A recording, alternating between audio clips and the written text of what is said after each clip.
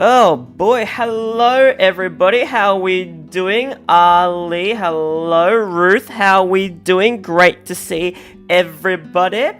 We are back into the letter. Oh boy, and I am excited. Yes, I'm doing well. I had a break. I watched a little bit of Big Bang Theory. I watched also another streamer that I follow called Kacheng. He does a lot of Genshin Impact, and I like to just give him my support. And because he does some great content, I like the way he explains things and his voice. Good stuff. Anyway, we are back into this game, and now we are doing Mary Ann, I believe. Look at this. Tall, luxurious, just one hell of a woman. Oh my goodness. That's right, we are doing Mary Ann's route right now. So, let's get right into it. 7:15 p.m. The numbers are so little on the top of my screen, and they glare at me with such intensity that I can just hear the accusations. What accusations of what? It's only 7:15. I'm late for a night out with the girls. Yes, but I have a perfectly good excuse, jeez. Considering I didn't follow typical office hours, they really can't expect me to be able to just go as I please at 5:30 on the dot. Oh, she's like 2 hours late? Oh man, yeah, those girls would have ditched them by now. The client is, first and foremost, my priority. Wow, she's like really, work orientated, isn't she? She kind of gives me that vibe.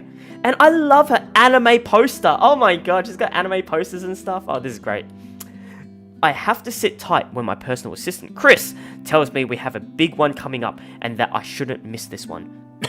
He knows a lot more on the who's who and the what's what when it comes to these socialites, and I trust that judgment call. Oh, so he watches celebrity news and stuff. I really don't have time for rich people, their drama, and their politics. I mean, honestly, I don't mind about that. I do kind of like to dip my toes in that sometimes, but not all the time. These sort who were born with silver spoons in their mouths, and who were used to wagging their silver tongues about. I let him handle the negotiating with them for the most part. Why else would I have hired him? This is what you're talking about? What is, this game? But he told me I'd receive a message about it an hour ago. Now, if only he has the full shilling when it comes to the time. Shilling? Come on, I have a social life too, you know? To an extent. Sort of. Pressing my head against the table, I try to stave off an oncoming headache when the notification for a new email pops up. Ooh, what is that notification sound? Is that a Mac? All I'm expecting is a, hey, this looks like a good project I found, go send them a design, or something like that. Really, that's how it often goes. Even with these rich, jammy clients who's heard of me from their equally rich, jammy friends, I can't expect them to hire me right off the bat. You know, I always think being an interior designer is like a high-class kind of job, because if you're like a working class citizen, you wouldn't really hire an interior designer just to renovate your flat or your apartment, would ya? Yeah, you probably wouldn't even need to. Hell, I'd be happy just to get even a flat. Oh, that'd be nice. Which is all well and good and reasonable. We figure out what they want, send them my portfolio, my drafts for their projects, my rates, and hope for the best. Ooh, this is a big client, Marianne. I'll babysit Baruthio for you. Oh, Baruthio, her little black cat. Ah, rich people things? Yeah. Let's see this. Forward, important client, please read. Chris Oak Parker. Chris Oak Park at yeahhhh.com. Towards Marianne McCulloch, personal. Malconia616 at xmail.com. This is a big client, Marianne. I'll babysit Baruthio for you. Just please take this one project. I promise this person is huge in Luxbourne. This email and any attachments are intended solely for the use of the addressee. If you are not intended a recipient, they have been sent to you in error. Any unauthorized use of information is strictly prohibited. Oh, what are all these attachments though? Is this the mansion itself? That's pretty cool. But they design other spaces too, offices, restaurants. That is true. That is so true. Oh my goodness. Oh, if I could have a mansion. Hell, I'll take an office. I'll even take a flat. I'll take a restaurant. Oh my goodness. How nice would it be to have a little coffee shop? Oh, I'd love that. 12 p.m. No cappuccinos, please. Just please take this one project. I promise this person is huge in Luxbourne. Oh, she sent something back. Mr. Parker, this is a formal request to secure the services of Marianne McCulloch, hereinafter called the designer. As authorised by Hannah Wright, hereinafter called the client for interior design work at Ermengarde Mansion, Luxbourne, LX180RF, United Kingdom. They are in the United Kingdom. The client hopes to have the designer there on 21st October, Friday, with the time pending. Oh wow, this is when they didn't even buy the place yet. Those motherfuckers. But as I open the mail and see that I've been requested by the client specifically, well, I certainly didn't expect that, and it's pretty straightforward too. Anyone else would probably be excited. They will be working with the Hannah Wright. She's just one of those rich socialites that everybody loves to talk about, no matter how hard I try to tune such nonsense out. It would have been enough for me to reply an affirmative to Chris and leave, but he has never pleaded for me to take a project before. We've worked with big personalities in the past, celebrities, bankers, and even a few politicians. My PA has been indifferent about those. So the question bounced about my skull before I spy one of the email attachments. Oh boy, wow! Wright Enterprise donates £2.5 million to Refuge UK. What? Do you realise how insane of a number that is? Oh my god. What would you guys ever do with £2.5 million? Now, just to clarify, pounds is more than American dollars, right? So, oh my, and that's just a donation. That is bloody sane. So, you could probably buy a few boats. A few of them. Holy shit. Oh god, I know what, I'll just get myself like a nice apartment, go sailing, go traveling. Oh my goodness, that'll last me probably most of my life, honestly. Oh, I'm gonna read the whole thing actually. I'll read this first on the bottom. A newspaper clipping from the Luxbourne Daily Business News section boasting the headline, Wright Enterprise donates £2.5 million to Refuge. At the grand opening, I'm just going to read the paper now. At the grand opening of a new Wright Hotel last Wednesday, our local billionaire couple, Luke and Hannah Wright, announced a donation of £2.5 million to help Luxbourne Refuge keep their services open. Unexpected, but certainly welcome. This follows only a month after the couple's previous donation of the same amount to Save the Children UK. So that means they have donated £5 million! £5 mil! In pounds! Oh, damn. That's nothing, I wish. Oh my god.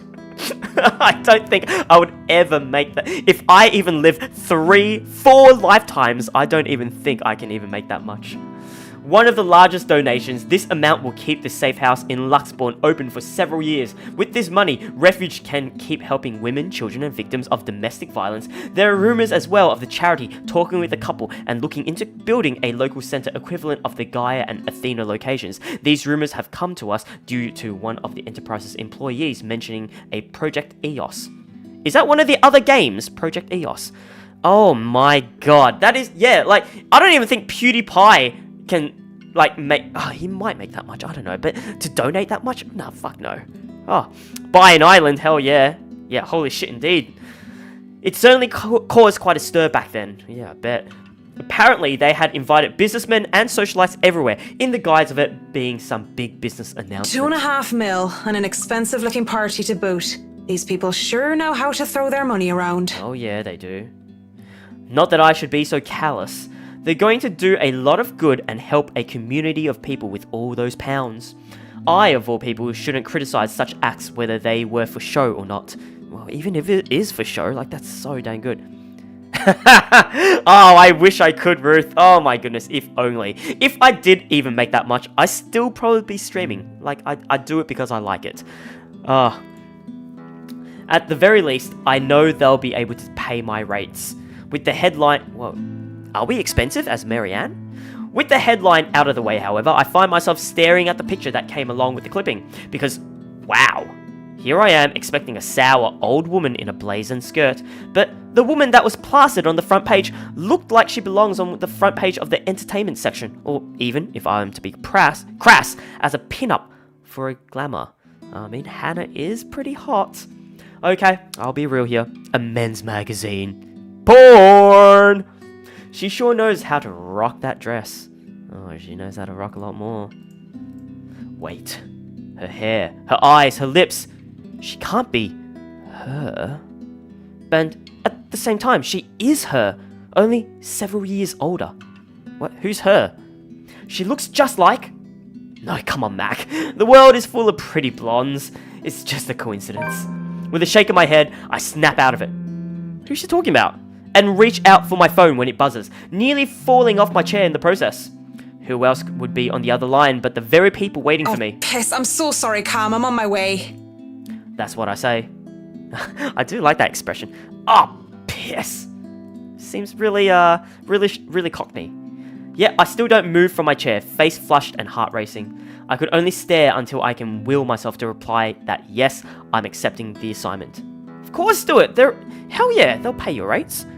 And it takes even more time for me to just close the image, shut down the computer and leave. Even then, it has already burned its image into my head, no matter how much I wish it would just disappear. It makes me eager for the alcohol and the company. It makes me eager for anything that can help me forget. Forget what? It's a good thing that the nearest pub is just a hop, skip and jump from here. Yet you're 2.5 hours late. Just like 2.5 mil. The Galway Shoal, as it is called by those who frequented the place, ooh, that's a really nice bar name, I like it, is the only decent Irish pub in this country. Oh, you were right, guys, she is Irish. Ah. You can pretty much tell that someone is new if they call it out by its official name, the Crowbar. My home away from home ever since I've moved to Luxbourne. Well, that is when I'm not cooped up in my condo and working away. Oh, shut up. Come on. You got a condo? Man! It has good alcohol, good company, and, thank God, and Saint Cecilia, good music. Crowd favourites like the Bothy Noise, the High Wesleyan Men, and Second Fusion Orchestra are often played. I have never heard of any of those. I don't know if you guys have or not, but oh boy, alright. Not to mention the singing. I love singing. Anyone could just break out into a drinking song and the others in the pub were just wonderful that they'd start singing along. And doing so while intoxicated is the best of ways to go about. Drunk karaoke, have any of you guys done that before? Hey, it's a win-win, as long as I don't puke in the middle of a chorus, ugh. And as long as I can get home in one piece at the end of the day, and tonight is karaoke night. What better time than to try to sing all my worries away? That's what my intoxicated brain tells me.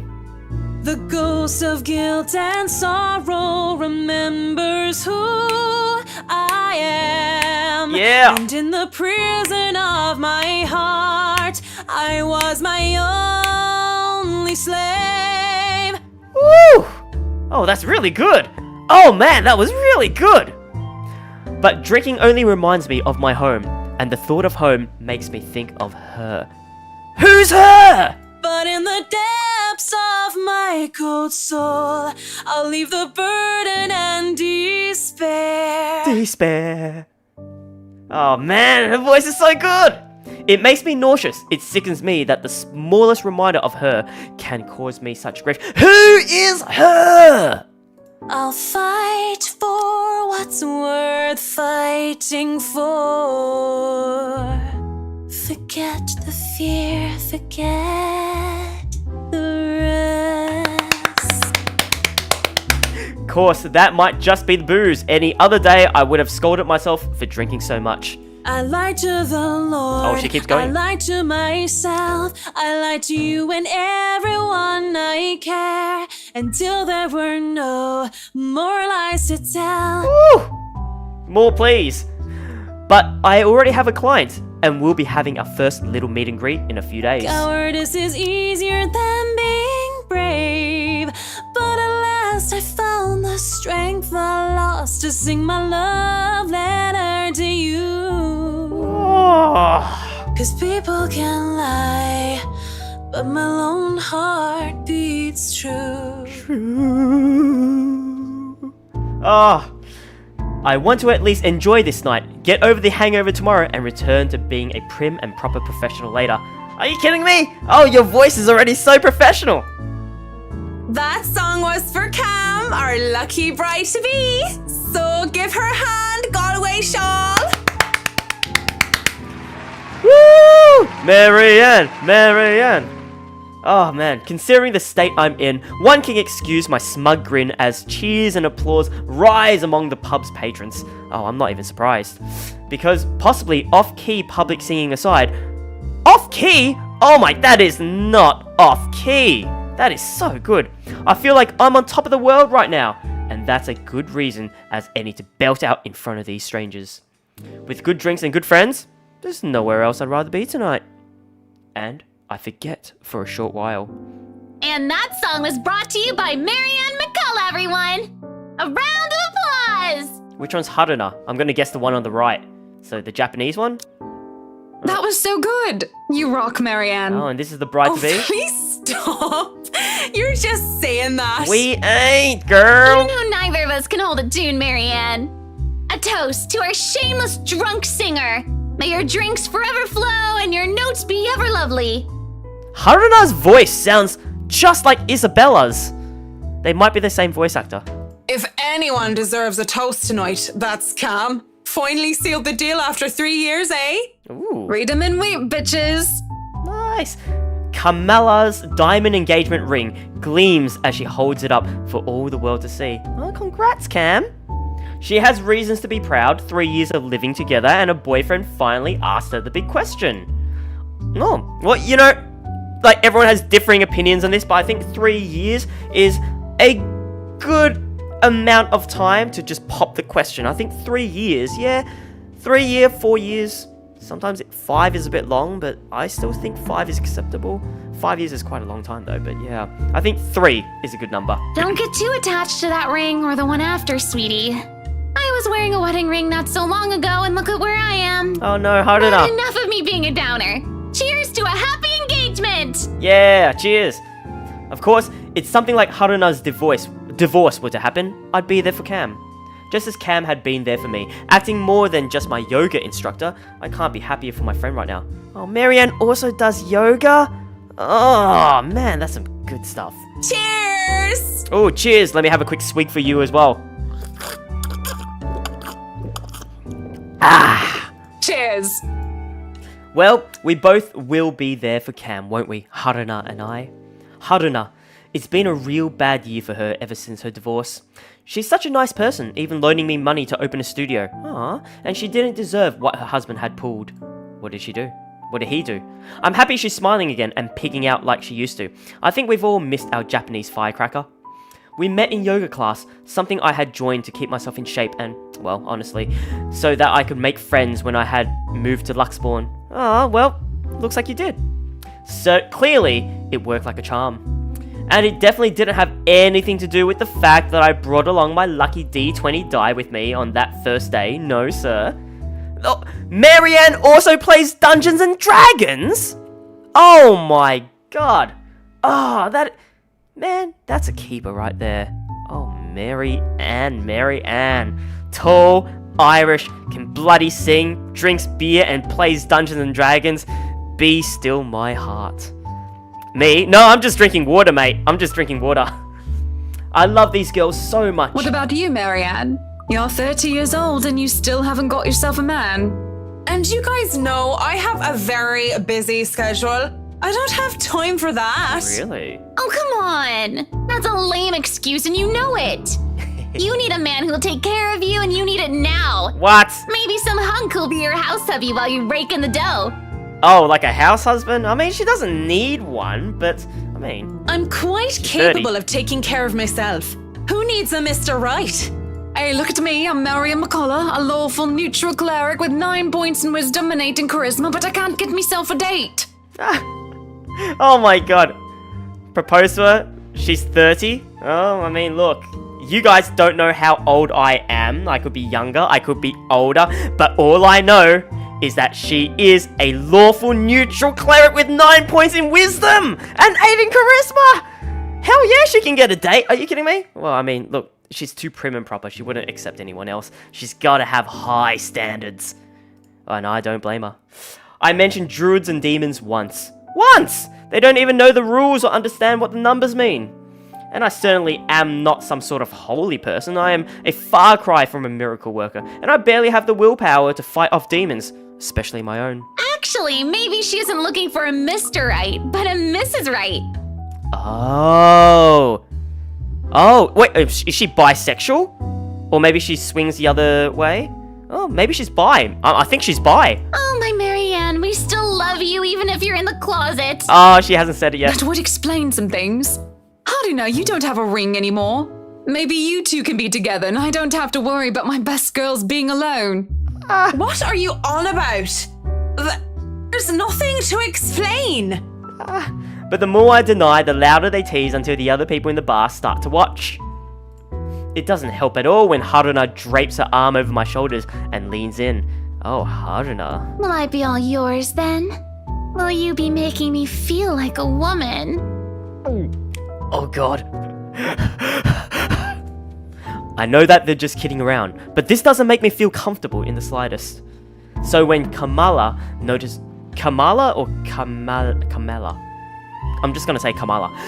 my silence and Haruna sees the expression on my face, they stop.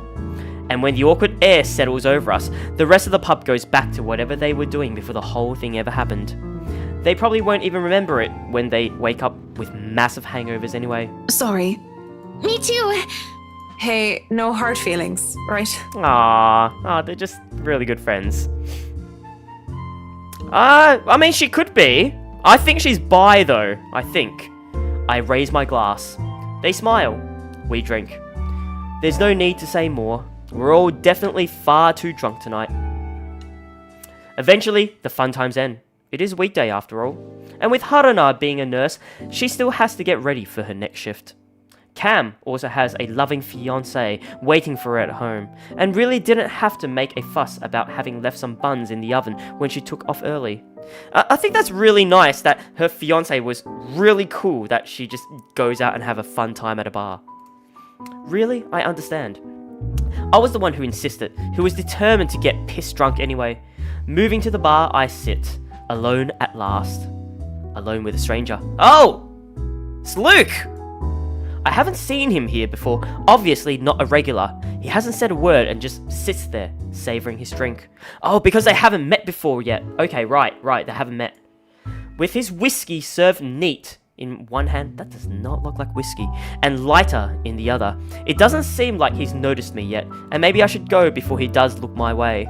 Because he was pretty and he was blonde, and those two things plus alcohol never did me any good. A thought too late. Oh god, look at him looking at us. Whew. Judging by the way he's flushed faced and the dazed look in his eyes, he's as piss drunk as I am. But whereas I feel like keeling over, he looks like he's still ready to take the catwalk by storm. Really, he just has the air of one of those men who think they own the world. Well, I mean, if he had £5 million just to give away, I guess he would own the world, hey? Hello there, sexy. Please don't stand up on my account. I already like what I see. Oh yeah, he is drunk. His name's Whiskey because we don't know his name is Luke yet. Wow, what a charmer. Fancy a drink? It'll be on me. Oh god, I think we had enough. But then again, I might be pleasantly surprised if he proves me wrong. Want some between the sheets? Sex on the beach? I'm talking cocktails, of course. Of course. Fat chance. But it doesn't matter. We both know how to play this game. And there are two different ways for the night to end. One thing or another is going to happen. The question is, what do I want to do? Oh no, that's fine. I'd rather order some blue balls or some AMF if you don't mind. He looks like he's about to say some witty retort, but stops himself and downs the rest of his whiskey. I order a mint Gillette. He gets another whiskey, and we start the customary small talk. Of course, the saying, ask me no questions and I'll tell you no lies, goes without saying. We asked nothing about each other, offering up falsehoods to establish a strenuous, fake connection between two strangers at a pub, if only to pass the time.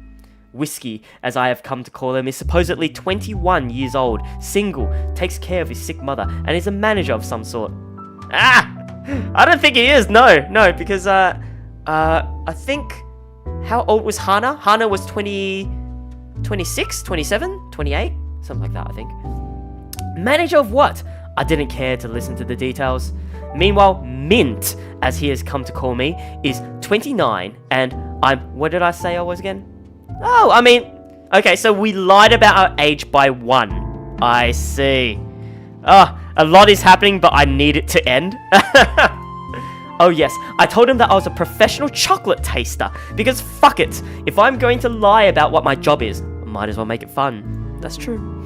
It's a pretty decent chat between two pretty drunk strangers, and maybe it's just me, but we might as fucking well expand the tiniest amount of effort in pretending there's something meaningful in this meeting. Would have been nice too, if it was just left at that.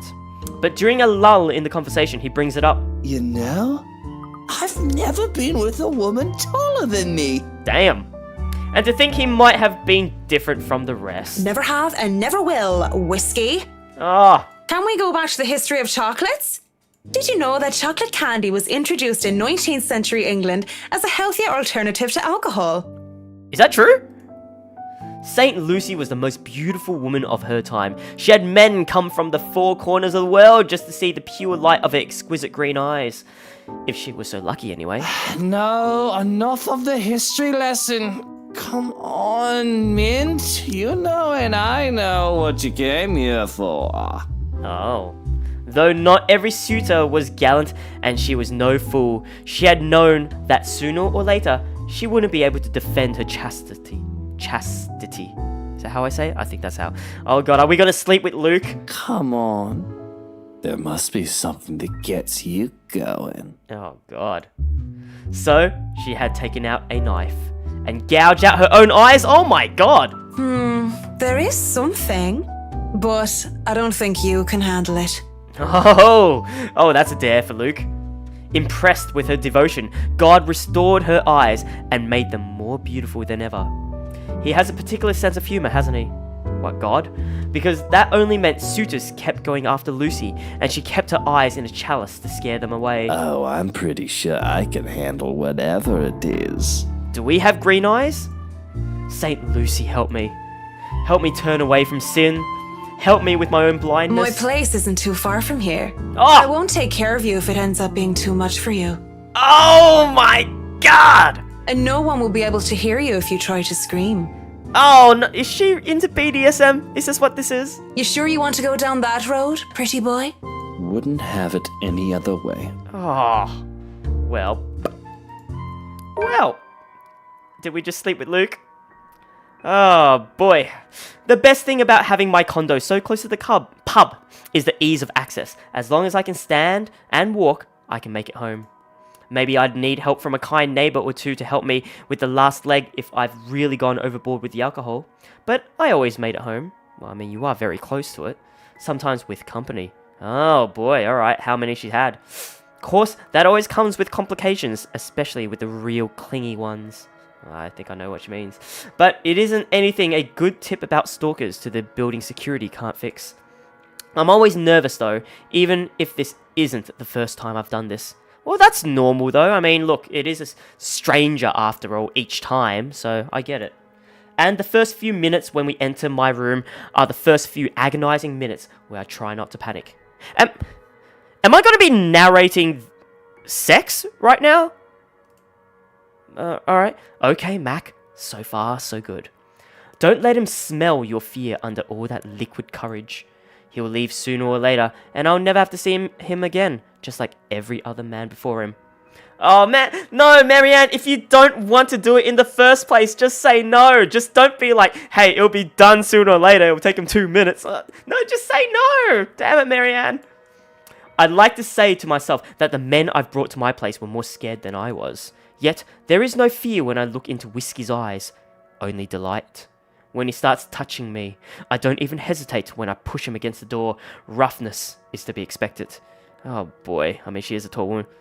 Part of my job. It is. Oh god, it's my job as a streamer to narrate the sex. Alright, well, you guys know what you're in for. And as long as he sticks to the script, everything will go smoothly. We'll have our little tumble in the sheets. He'll leave. We'll forget about it. Oh god, yep. It's a one-time fling. If somebody asked what I really wanted, I would have told them that I wanted a bed of roses, chocolates, and music, maybe in an Irish castle. Well, that'd be great. I wouldn't mind this condo, though. But all I really want is her. Oh, who? Please, Marianne, tell me. And that's never going to be a reality. That was my fault, of course, because I was afraid, because I was a coward. They would never hold a candle up to her. She was the light of my life. Ah, and I had to let her go. I can't even be bothered at the thought of her. Just the single thought of her makes my resolve to see this affair through waver. Wait. What is it now? Yes, what is it now? What's it gonna be, Marianne? To sex or not to sex? Alright, well, what should we do? Should we have sex with Luke? So, number 1, this is wrong if we don't want to have sex with Luke. Or number 2, nothing, never mind, keep going, if we want to have sex with Luke.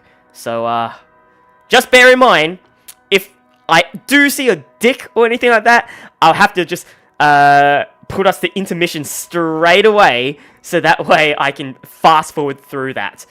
Ruth, you say, this is wrong, don't do it. Alrighty. 5 seconds. 4, 3, 2, 1. Alright. We'll go with this is wrong. Ali, I think... Oh, you want? Alright, I don't know, that's a 50-50 right now, so if anybody else wants to chime in now, otherwise I'm just gonna random it like this. So, 5, 4, 3, 2, 1. Nothing. Never mind. Oh god. Okay, we went with... Oh god, we're going to have sex with Luke. To hell with it. It doesn't matter. I'm just doing this for the exact same reason I brought a man home before the one before that. I didn't care about any of them. They were all nothing. Less than nothing.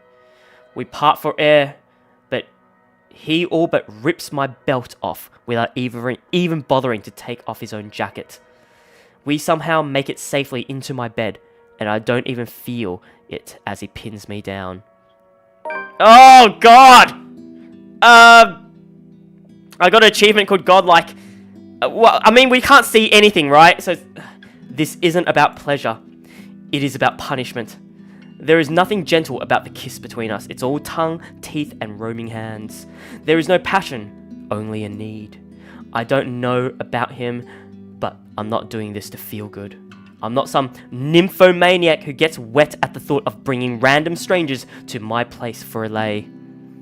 It's ridiculous how under the professional facade I like to put up, I do these sordid things.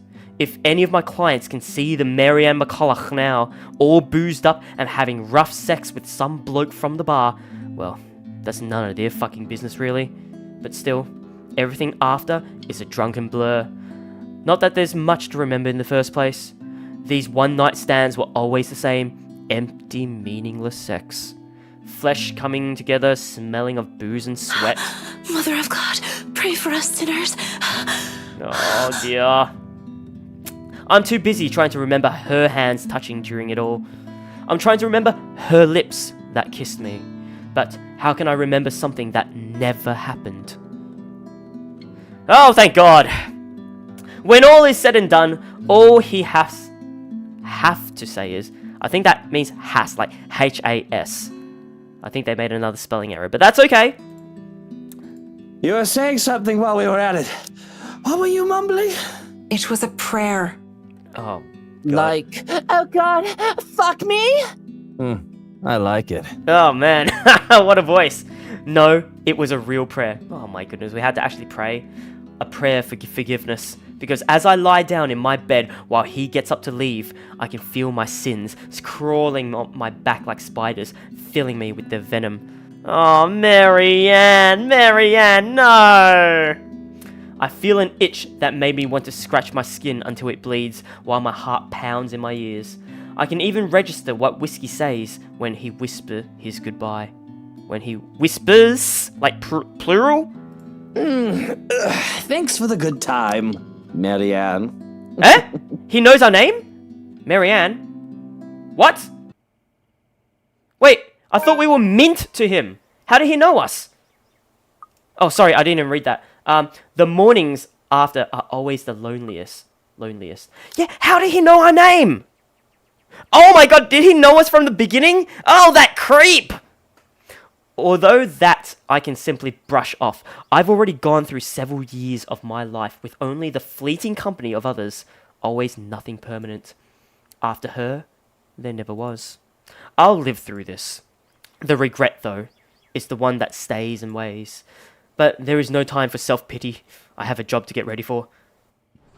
Oh no, this is when we're going to the rights place. Oh no! It isn't often that I think about drinking on the job, but after meeting with the rights yesterday really makes me want to break my self-imposed rules. Because first off, fucking damn Whiskey was fucking damn Mr. Right! And to top it all off, they had somehow forgotten to inform me that they didn't own the Ermengarde mansion yet when they hired me. What sort of person does that? Rich people. Oh, I could do nothing but twiddle my thumbs at this. However, twiddle my thumbs and wait for the go signal. It's not like I can accept other smaller projects. This is a big job and I should be ready to start on it at any time. I know, Marianne, right, Ruth? Ah! Not to mention that my PA practically begged me to be patient and wait this out. It was a hard decision to agree, but I did so in the end. Besides, I'm doing this for the Ermengarde mansion, not for anything or anyone else. I'd have a headache, whatever I do anyway. I'd go to the pub again, seeing what happened a few days ago. I'd rather not end up in bed with another potential client. Oh, Marianne. And it might be a huge leap in logic, but a library is the next best thing after the pub. I have to go there anyway. Whoa! Oh, man. Snoop Dogg! Thanks for that sound alert, mate. Cheers for that. I have to go there anyway. I need more books for Dad. Plus, I also need to return the ones I borrowed last time. Finding a new book or two to read for myself while I have nothing to do isn't such a bad idea either. So, on a Saturday morning, I find myself going to the only library in Luxbourne to hopefully cool off. After returning an Azuli? Is that how I say that? And a poetry book by Henry of Podbrady. I don't know that. I asked the librarian about the several titles on my list, though I don't have much luck on that front. Dialogue with Death has already been snatched, and she bluntly said that she did not keep our mathematical universe for someone who didn't return books on time. Oh, Marianne, you're a mess!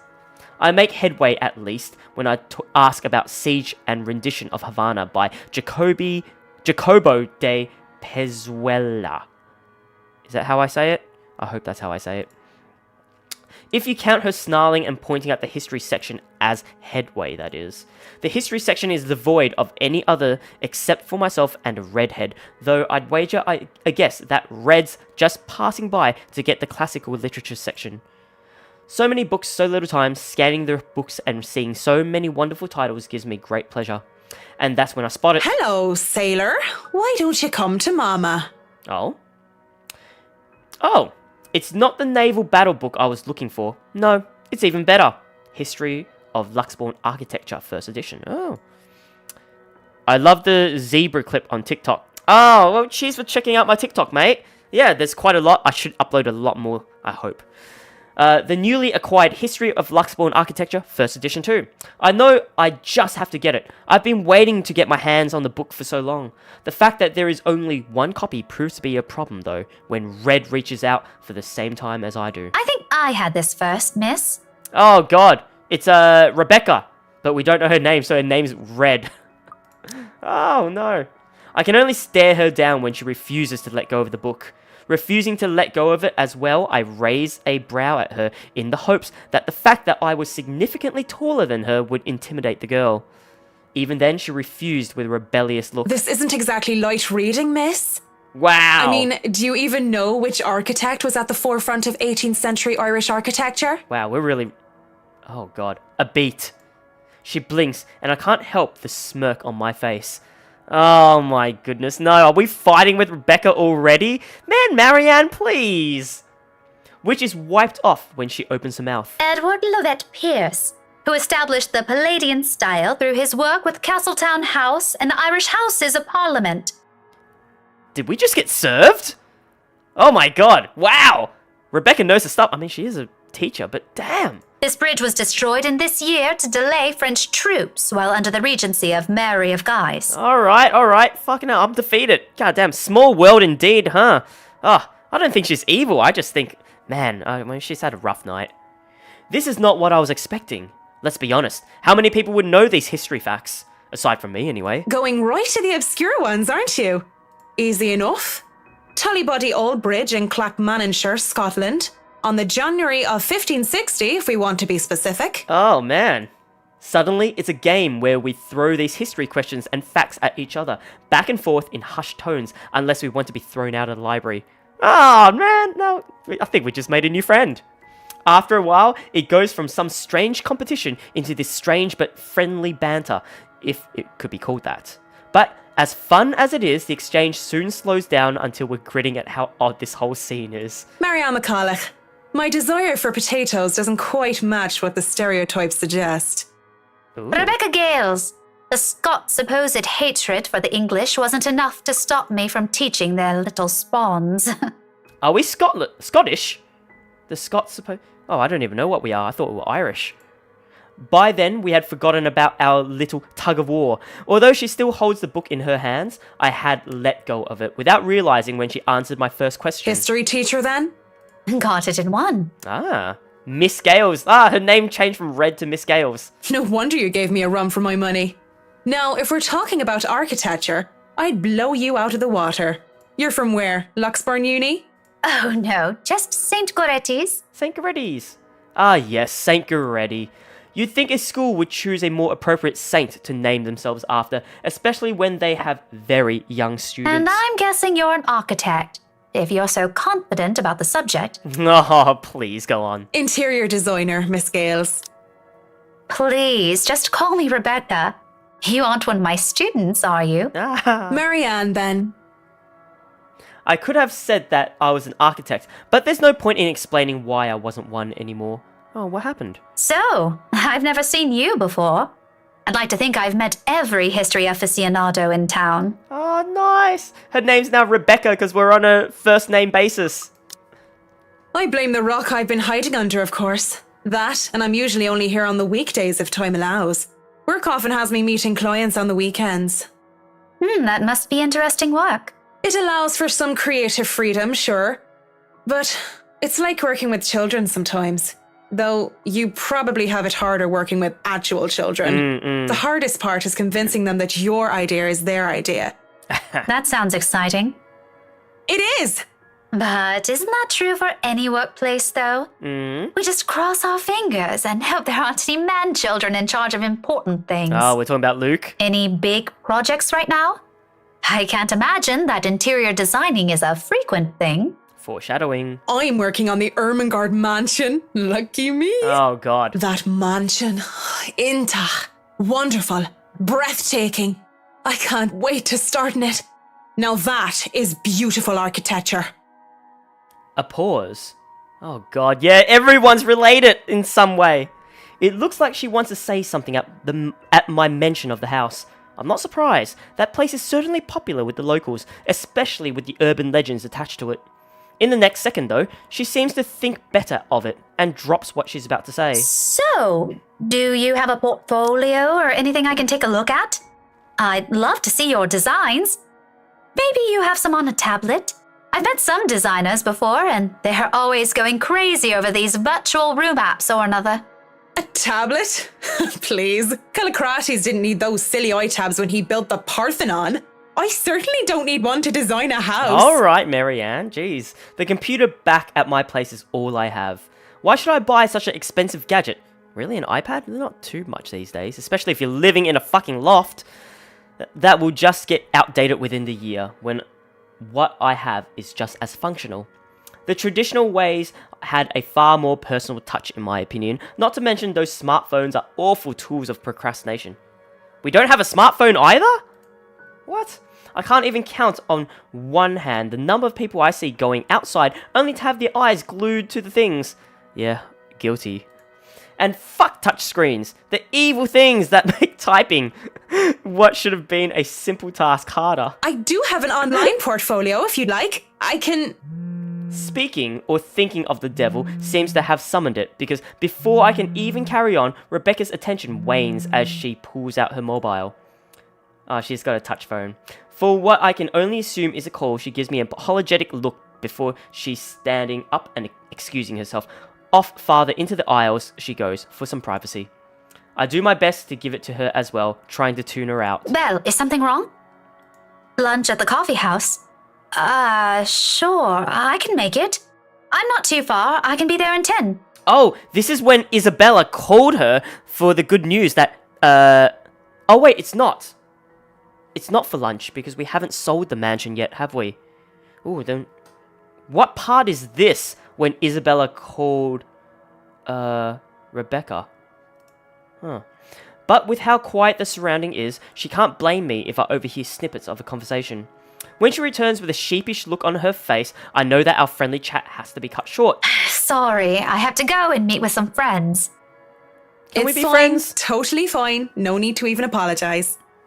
About the book. Her embarrassment increases twofold when she realizes she's still holding onto the history of Luxbourne architecture. I don't give her time to think about it, as I put a hand up and shake my head. Fishing out a pen and paper from my bag along with one of my business cards, I hand them over to her. You know, I'm busy with work, so I might not even be able to take a peek at it anytime soon. You can go ahead and have it. But you'll have to ring me up when you're returning it just so I can snag it right away. Deal? The good friends now.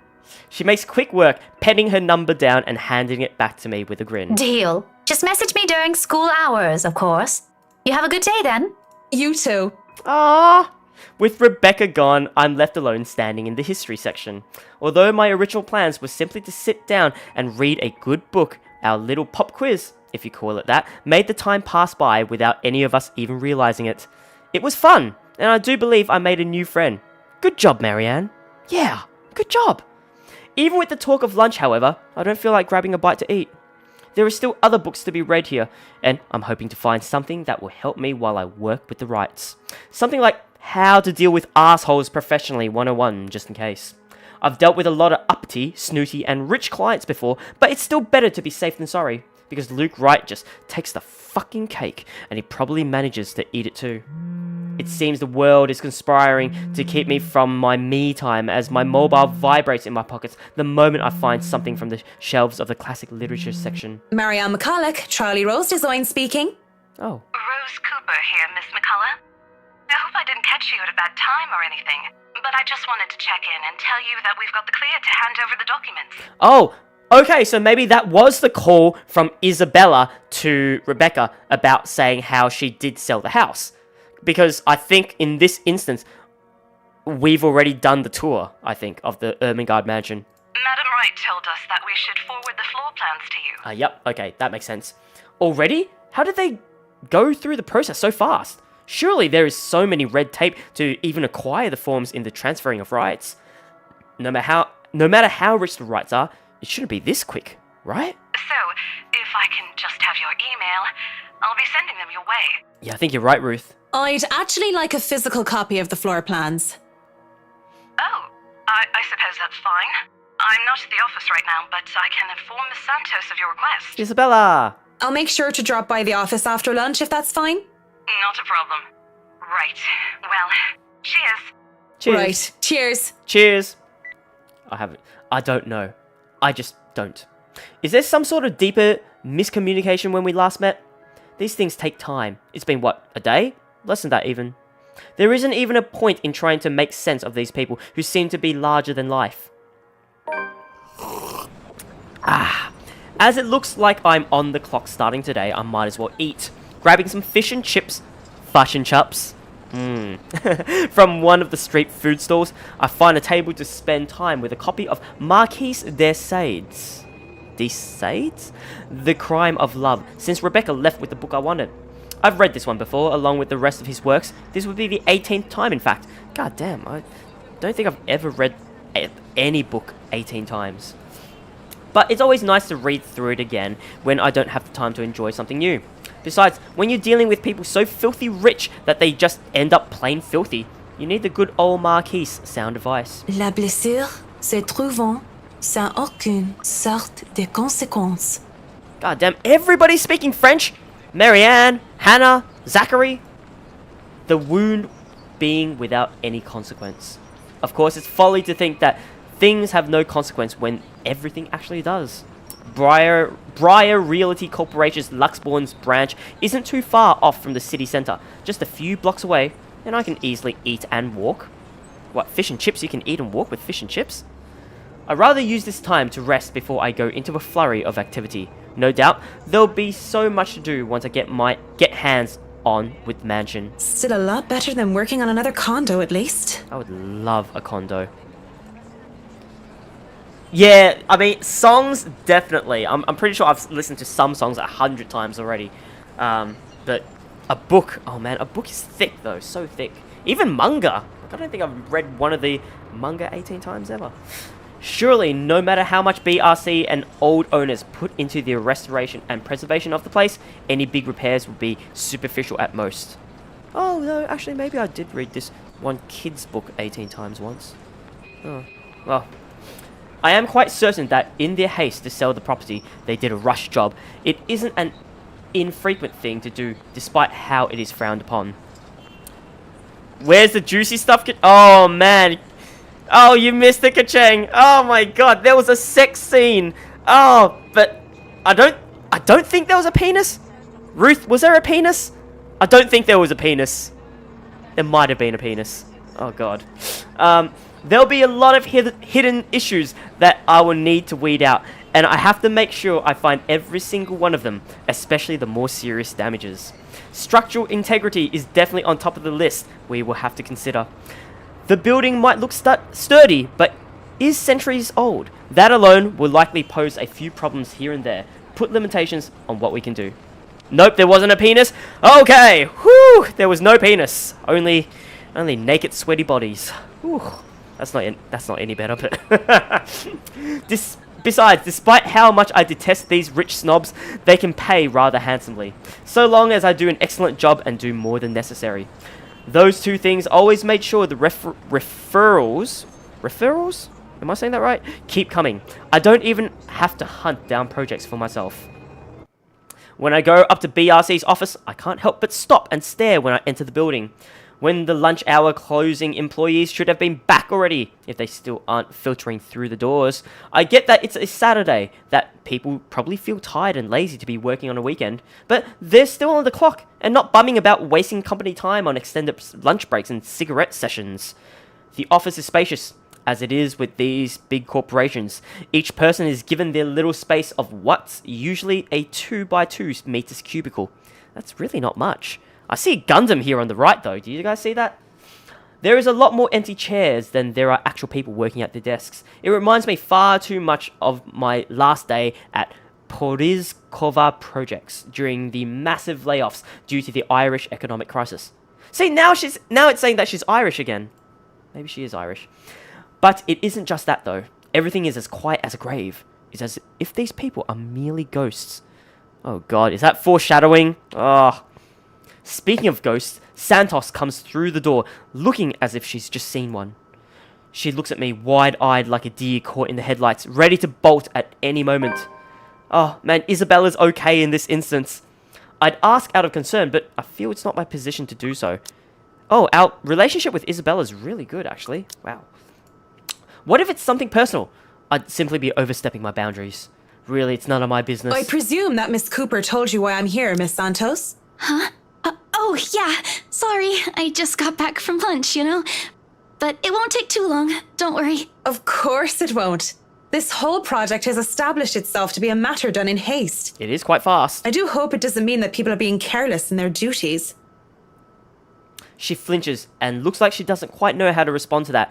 Man, why is Marianne so confrontational? God damn, just take a chill pill, bitch. Damn. Thankfully, instead of opening her mouth, she leads the way towards her station and goes to fetch the floor plans.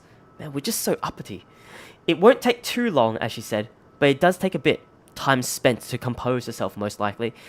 We're so hypocritical. As Marianne, we're talking about the higher-ups and the rich people and how it, you know, and yet we're acting like an arsehole ourselves. You know, we usually just email these things. I prefer the real thing. Not that you would know. God damn, Marianne!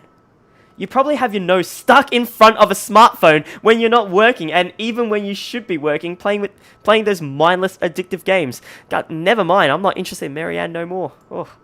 I definitely wish Chris would stop playing that Batcat thingy during work hours too. Oh, you mean Chris, the guy that emailed us? I know what you mean. Digital painting is nice, but nothing beats the smell of real paint. Not that I go and smell paint like a crazy person, but, Aw. you know, the real thing is different. Wait, what? Yes, nothing is quite like the real thing. Oh, here we are. The Ermengarde Mansion floor plan. Look how big this place is. Oh, man. Imagine having a place like this. There are 2 attics on the 2nd floor. 2 attics with 2 beds. Oh, man. They've even got a theater, a study room, bedroom, balcony, hallway, conference room. 2... Okay, wait, never mind. It's just a hallway. I'm going to guess servant quarters, master bedroom, quarters. Maybe that's an ensuite because it's right next to the master bedroom. And then ground floor has the ballroom, a huge fucking ballroom, a foyer, porch, parlor, 2 restrooms, music room, a music room, nice. A hall next to the ballroom. Oh, there are 2 halls. A hall towards the basement, a hall towards more servant quarters, a gallery, a dining hall, a kitchen. Oh man, wow, this is a really nice mansion, I gotta say. Checking out the floor plans, I see that I'll have a lot going for me. Now I know how Ray felt when he found the Central Park West building floor plans from that one movie. This is why I became an architect in the first place. Jacobean style as at its finest, a thing of beauty. Look at these gorgeous rooms, the delicate harmony between empty spaces. And speaking of empty spaces, there's something rather odd about these ones. I feel a bit silly saying it out loud because I've never lived in a big house, let alone a mansion. But during the tour, I had the distinct impression that the rooms were bigger. Maybe the scale is wrong? It's not much of a problem. And it is an old house. There had been little details here and there that I would have liked to address during the open house too. Oh, where was that place where they were all gathered in and like Hannah saw that freaky picture? Was that in the study? I think that was in the study over here, maybe. But it was all forgotten in the wake of Miss Santos's incident with the trouble with ownership. The wine cellar is going to be a problem. I shudder to think what sort of repairs they did to the place. There might have been things that were swept under the rug, pushed to the dark corner of the rooms, and hidden away in barrels. Water damage could have been covered up. There had been floods due to heavy rains in West England just last year, after all, and if there's any sort of damage to the house's foundation, that's going to be a lot of work. I was not able to look at the attic as well. Yeah, don't go there. For all I know, a whole family of vermin could have made their nest there. Working with pest control is always the worst. Really? The sheer size of this place is staggering, even if I did just say it was a lot smaller than I thought. I might just be biting off more than I can chew, but who doesn't like a good challenge? First things first, I'll have to. So, do you want a coffee? The one from the staff room is pretty decent. There's really no need. I'm sure you have rules against it. Do we? Rules against bringing someone coffee? That's ridiculous. And even if there were regulations against it, nobody's really here to tell Sir John. I've already brought 2 mugs, and I'm not going to drink them on my own. Come on. Aw, thanks, Miss Santos, Isabella. I have to stamp down my annoyance at being distracted. God damn, she's just being nice! Oh, this is just a sweet, sweet girl called Isabella. Don't be a dick, Marianne. Like that dick that was inside you? God damn. Seeing the girl, the young woman though, it looks like she has a lot on her mind. If babbling is her way of dealing with stray thoughts, I'm not really the one she should be babbling to. How should I respond? You have something to say? Or, I don't have time for this. Wow. Both responses are fucking terrible. Both of them just paints me as an asshole. Man, Marianne is an asshole. Okay, guys, what should I do? This is up to you. Should we say to Isabella, you have something to say? Or, I don't have time for this.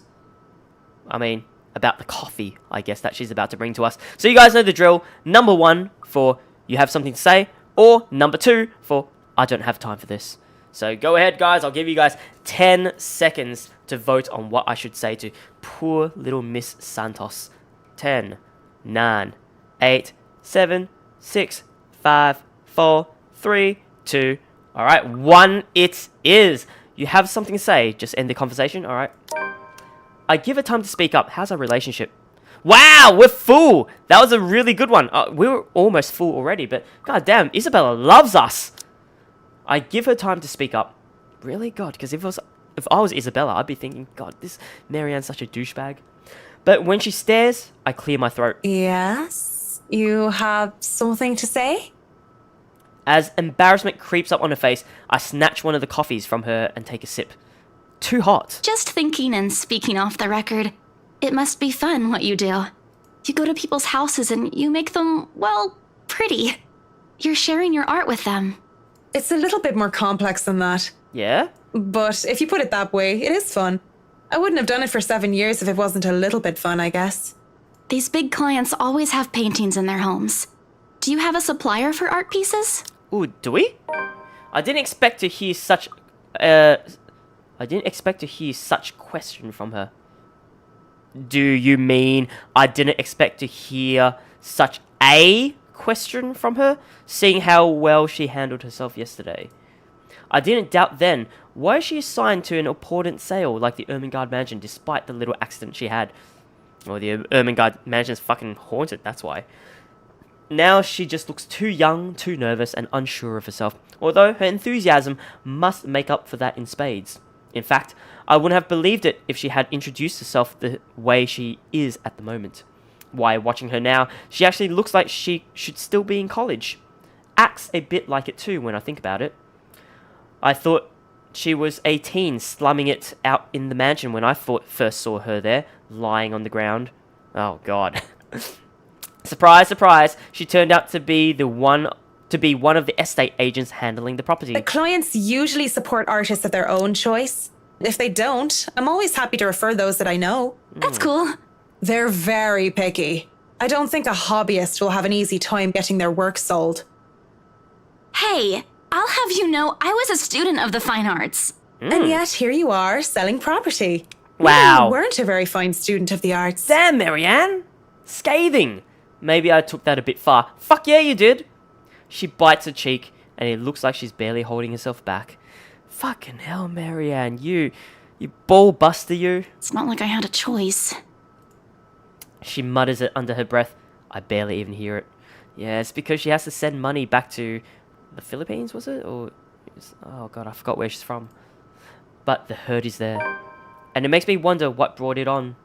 Although it is understandable if her reason's what I think it is, very few people make it big in the art world. Oh no, it's not that. It's because she's got a sick dad, from what I remember. I can see why she'd be upset about it with that enthusiasm. I didn't have a choice when I left Ireland. She is Irish! Okay, that proves it. It was that, or years of unemployment. The recession and the toll it took in the construction industry was out of anyone's control. I don't know what choice she wasn't able to make, whether it was about being at art school or something else. But the world isn't a fair place, and the sooner she accepts it, the better. Still, with that forlorn look on her face, I can't help but sigh. The girl reminds me far too much of myself when I was younger. Well, if you're thinking of commissioning your paintings, I'll have to see your work first. Oh, it's not... I didn't mean it like that. I don't have any paintings. Really? You sounded a lot like you still did art or want to. Marianne wants to give her a chance. Marianne, as a boss, I just quit. Yeah, I know, right? Oh, God, she rubs me the wrong way a little. Now I'm starting to worry that you might just like the smell of paint. God damn, okay, that was a good jab, but... I'm not a paint huffer, sheesh. I just mean I don't make much anymore. I don't really have the time for it. The tools and materials aren't exactly cheap either. True. Everything has a price. It sounds like you're making excuses for something you're presumably passionate about. Well, I mean, money is an issue. If you really want to practice art, a little out of your wallet isn't much. A little? It's not that simple. It's not. Life's simple. People just like to make it complex.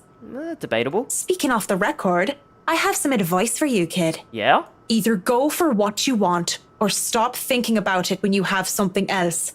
Okay, alright. That is unless you enjoy making yourself miserable, then by all means. You know, if you wanted to look at the floor plans without me bothering you, you could have just said so. Would you have left me alone? We'll never know now, will we? A strained air settles in the room afterwards. It doesn't help that she doesn't immediately leave as she has said, lingering awkwardly by the door with that downcast expression. It's clear that there's more she means to say. Well, she wants to tell you about the ghost, I guess. Perhaps even to defend herself and her choices in life. Or is she expecting me to dish out more of that advice? I don't think anybody wants more of your advice at all. It's an awkward affair, and I choose to hightail out of the realty office as quickly as I can. Though I am able to keep myself professional at all times, does not mean I like it. And seeing that most of the day has already gone by before I realize it, I choose to head back to my flat instead. Yeah, it was a little bit rough, wasn't it?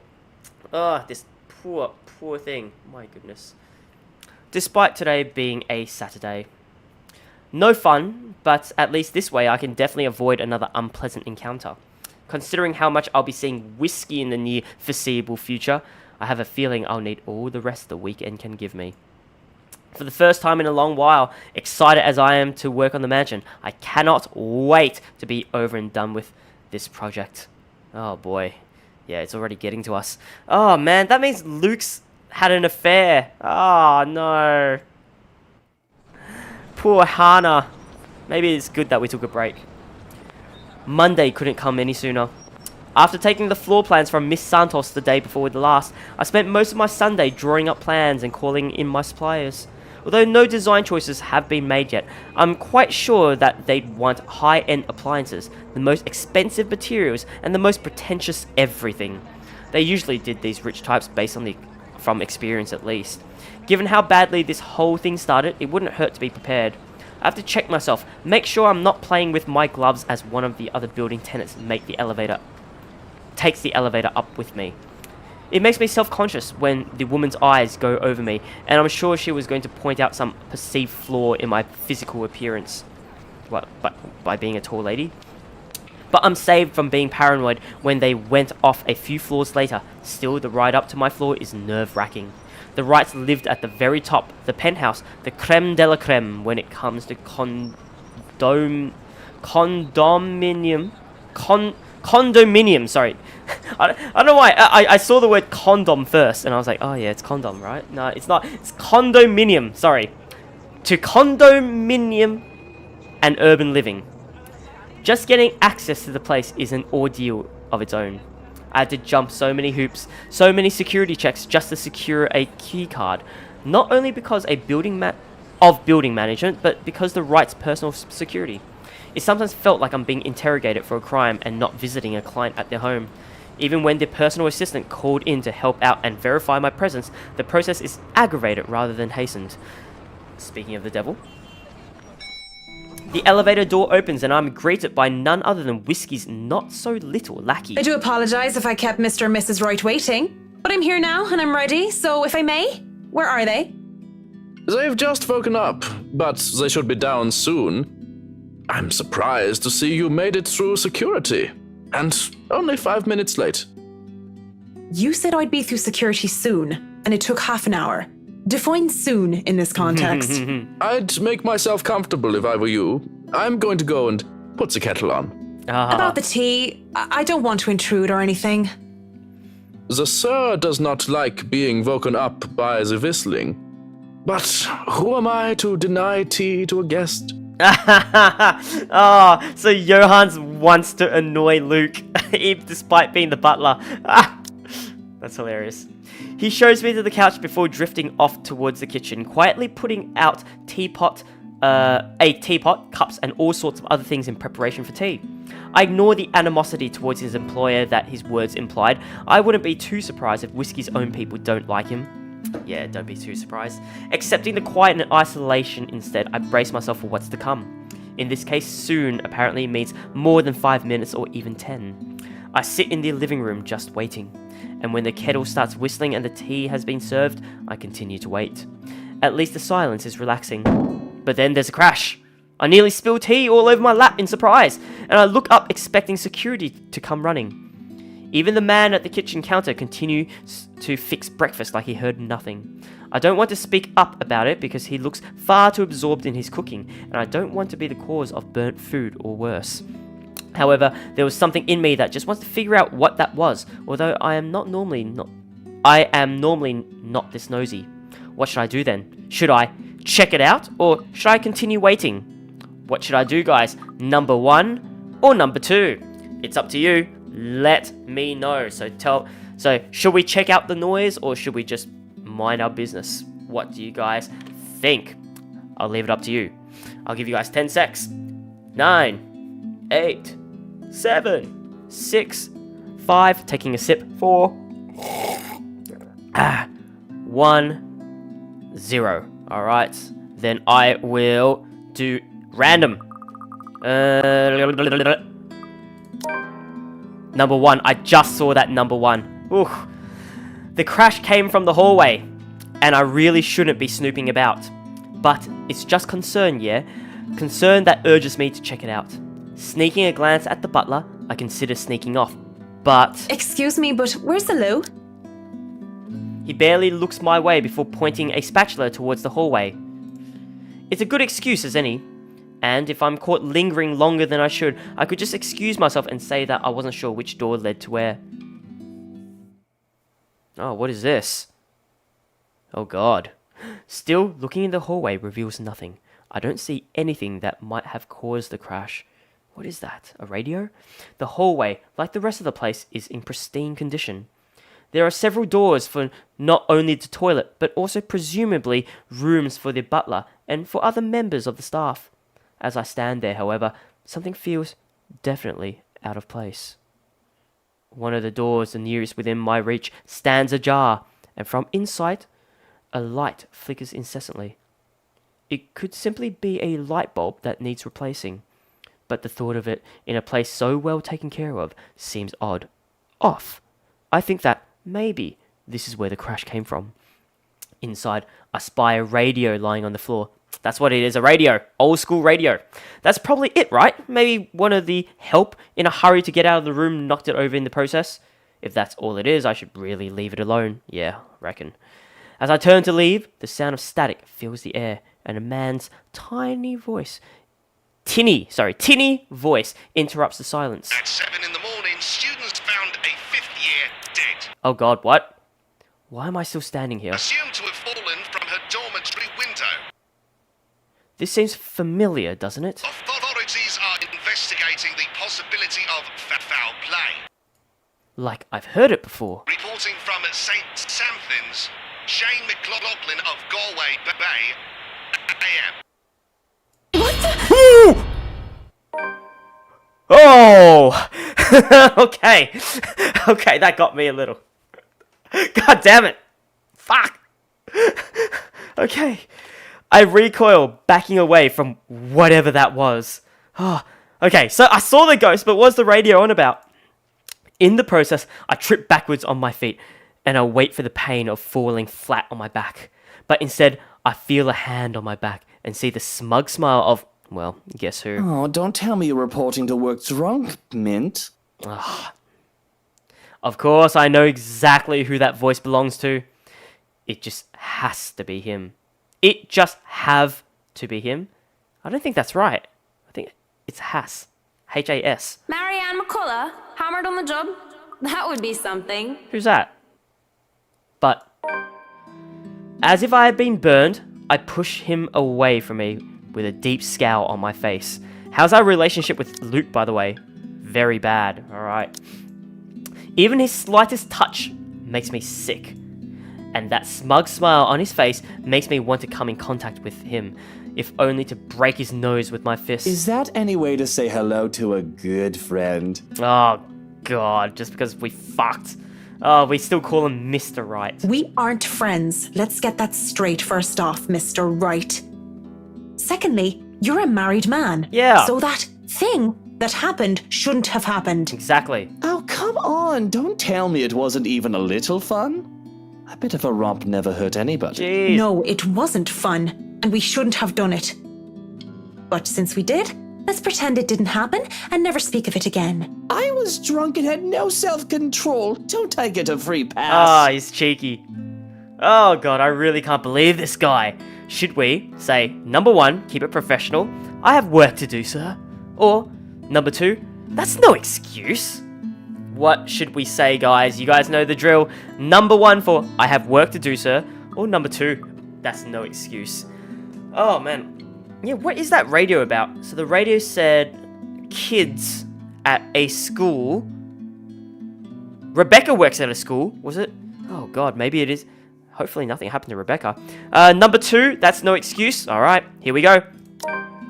Restraint and patience are necessary things when dealing with people, and I have a whole lot of it considering I'm not tearing him a new hole. How's our relationship? Oh, God. Well, it's fine. It's Luke anyway. I can't believe this guy. I don't even see any inkling of shame or guilt about the fact that he cheated on his wife. What? No, you don't get a free pass. How can you even say that with such a straight face? You do realize what you've done, don't you? Even if you were drunk, the fact of the matter is, you had at one point taken off your wedding ring and knowingly cheated on your missus. I am quite sure you didn't have one and you blatantly told me you were single when you chatted me up at the bar. And you're the saint then? But according to you, I was drunk. So you must have taken advantage of me in my state. Oh, I fail to so see scummy. why I'm the only one to blame in this situation. Yes, we're both to blame, but fuck.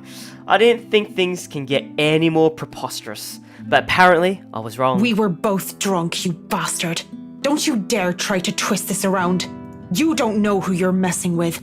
I'm afraid you're the one who doesn't know who you're messing with, lassie. Damn. I know who you are, Marianne McCullough. I've looked into you, you bloody bog jumper. You're nothing but a glorified turf cutter. I'd be careful with how I speak if I were you. What's that saying about biting the hand that pays you? It goes something like that. He looked into me? How much does he know about me then? Does he know about my father? Does he know about her? Well, I mean, he'd probably be the only one that knows about her because we haven't been given anything about her. The thought that he has knowledge he can hang over my head kills any fight I have. Just from context itself, I think her, quotation, was like a past lover of ours of sorts, maybe? Instead, I feel sick. This is sick. And I wouldn't be surprised if he's sick in the head one way or another. The dead air between us, because it can't be anything else but that, is broken as a lively voice calls out from the loft. Marianne! I hope I haven't kept you waiting too long. Mrs. Wright, I Hannah. know we agreed we'd start at 10 o'clock, but mornings just simply do not agree with me. Not one bit. It's been like this since I've been in university. It's 5 minutes to 11 o'clock. These high-end clients sure like to be fashionably late. I'm used to it though. Much like how I'm used to so many years of hearing people mispronounce my name. Besides, berating or correcting my client would be extremely impolite, and Marianne doesn't sound too bad when she says it. To be fair, it doesn't seem like she's late on purpose. What? I thought we had this conversation at the mansion, did we not? I thought we were invited to like... Oh no, but Luke wasn't there. I see you're up, darling. You know, you could have woken me up as well. Were you showing Marianne around? Not that there's much to see. This place is so tiny compared to the mansion. It's 3 stories. I'm more worried about the way she stares at me, judging. Such a look. It doesn't suit her pretty face at all. Just seeing Mrs. Wright reminds me too much of her. And maybe I'm starting to hear her again, see her again, when I shouldn't. Jeez, wow, there's a lot of hers. I should have left it all behind, forgotten it. To think she would be looking at me that way, I can just feel my hands tremble. Oh yes, just showing her around and getting to know each other. Isn't that right, Marianne? Yes, of course. And your butler was making breakfast a while ago. So if you want to get right to that... Breakfast would be lovely. There is no denying the clients when they invite me over to the table. Though it is too personal to share a meal in their home, it would be terribly rude to deny the invitation. Besides, the pancakes did look and smell heavenly. Wow, that does look great. Oh man, I'm getting a bit hungry myself on this. This looks pretty dang good. A bowl of clotted cream, fruits, syrups, jams, and other spreads are laid out next to them, making a colourful arrangement. If this was brunch with friends, I would have gladly helped myself to the lot. But, as it is, I accepted just a few pieces of pancakes, and topped it off with lemon and sugar. Ooh, yeah, that does sound pretty good. That is quite a lot of pancakes. I don't think I can eat that many pancakes, honestly. 2 is enough for me, thank you.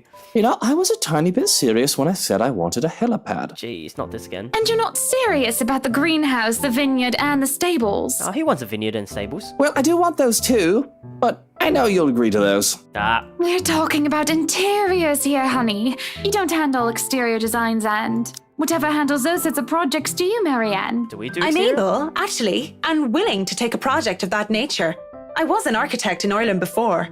Of course, that's another contract entirely. I also suggest we finish the house itself before working on any additions to the rest of the property.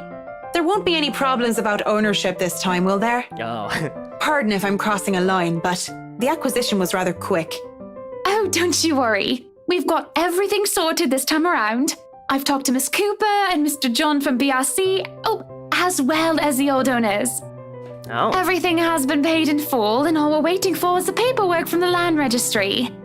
They're letting us move in as soon as we please. Oh, nice. It's not like they were living there in the first place. Well, I That's wouldn't good go to there, hear. though. The problems that could arise from renovating another person's home would be... well, let's not dwell on it. First off, we'll want to know how you want the place to look. It's pretty furnished as is, but I understand if you want to modernize the whole thing. Actually, I'd prefer to keep the place looking as it is. But at the same time, I want modern appliances. Gotcha. You worked on the Ludgate's Christchurch summer residence. I do remember there being an oven I thought was a simple drawer before. Make them look vintage, antique, blend in with the rest of the decor. Customize appliances then. I can't find someone for that, and if you can't tell me what you specifically want, it'll hasten up the process. We're talking about electronic appliance manufacturers. If you have a preferred brand to work with. Splendid! Smeg. So, what is next on our agenda? All the other interior designers we've hired in the past do not have us this involved. Really? I stop. What sort of half-baked designer did that? If I knew who they were, I would have words. This isn't a time or place for it, however. Instead, I use this brief pause to pull out the floor plans I brought with me. We'll have to figure out what you want to do with the rooms. Here, we can have a quick run through. What is that little room next to the master's bedroom? Master's bedroom? Oh, here in the quarters? Right over here?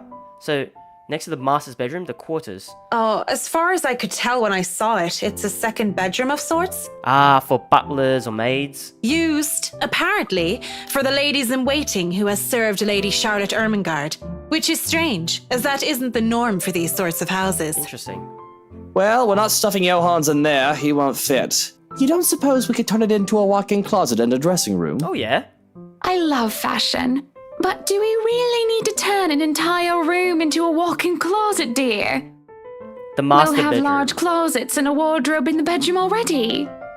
What? Is there a wardrobe here already? Oh, no, wait, I can see right over here. So, right smack in the middle, master bedroom, there's already an ensuite. Oh, I see. The ensuite is right over there.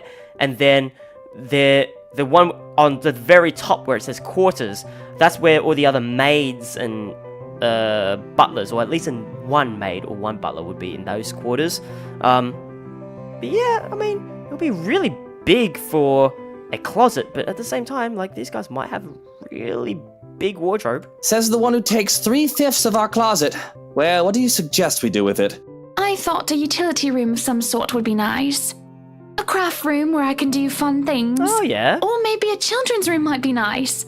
You know, for when Kylie comes over. Or if Rochelle visits once she's had a baby.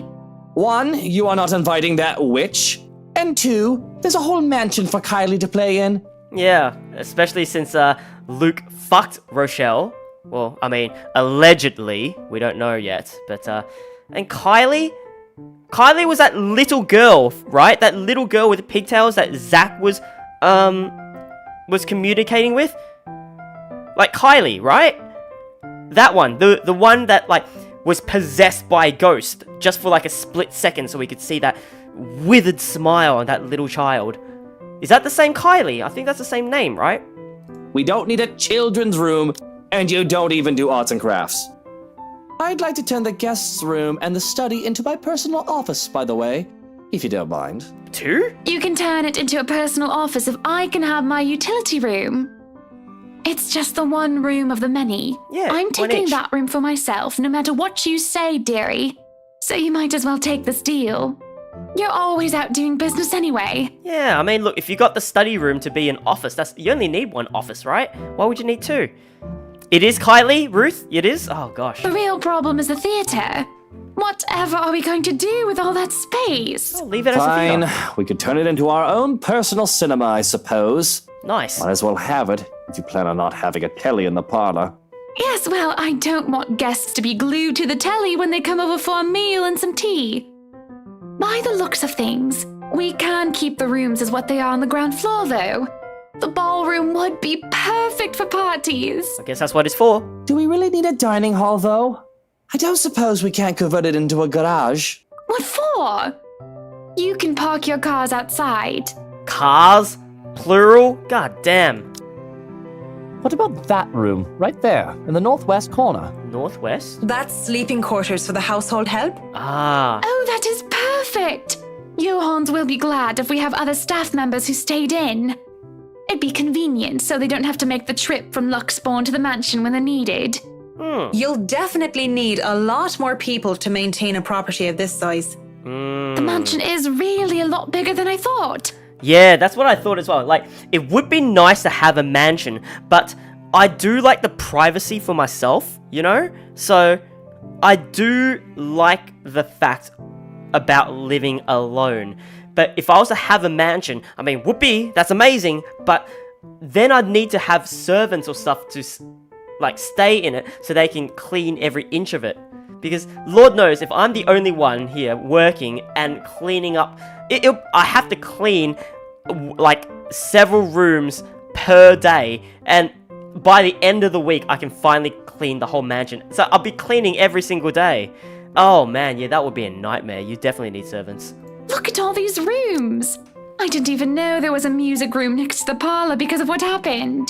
There was a grand piano in there too, when we checked during the tour. Did you hear that, Luke? Maybe you can take up playing the piano again. Luke can play piano? Oh, you should have seen him when we were younger, Marianne. It's not like I was very good with the thing. Aww. Oh, hush you. You were no Mozart, but I loved hearing you play nonetheless.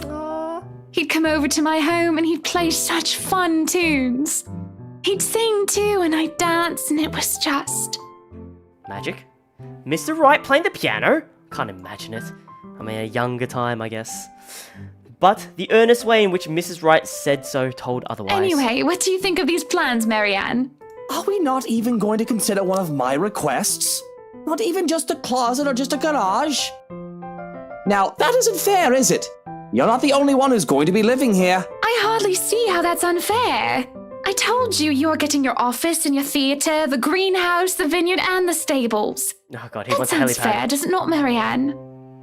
Oh god, oh no! Oh, they're looking at us! Oh, what should we do? Great, now we gotta do this little lover spat.